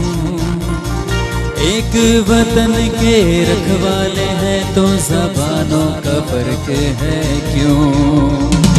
आओ मिलजुल के आपस में खुशियाँ सभी बांट लें, मोहब्बत की डोर में एक दूजे को हम बांध लें। आ जाए सब परचम के साए में, इन नफरतों को मिटाना है, कौमी यकजहती को निभाना है, सबसे ही परचम लहराना है, हमें मिलजुल के पाकिस्तान बचाना है, बचाना है, बचाना है, हमें मिलजुल के पाकिस्तान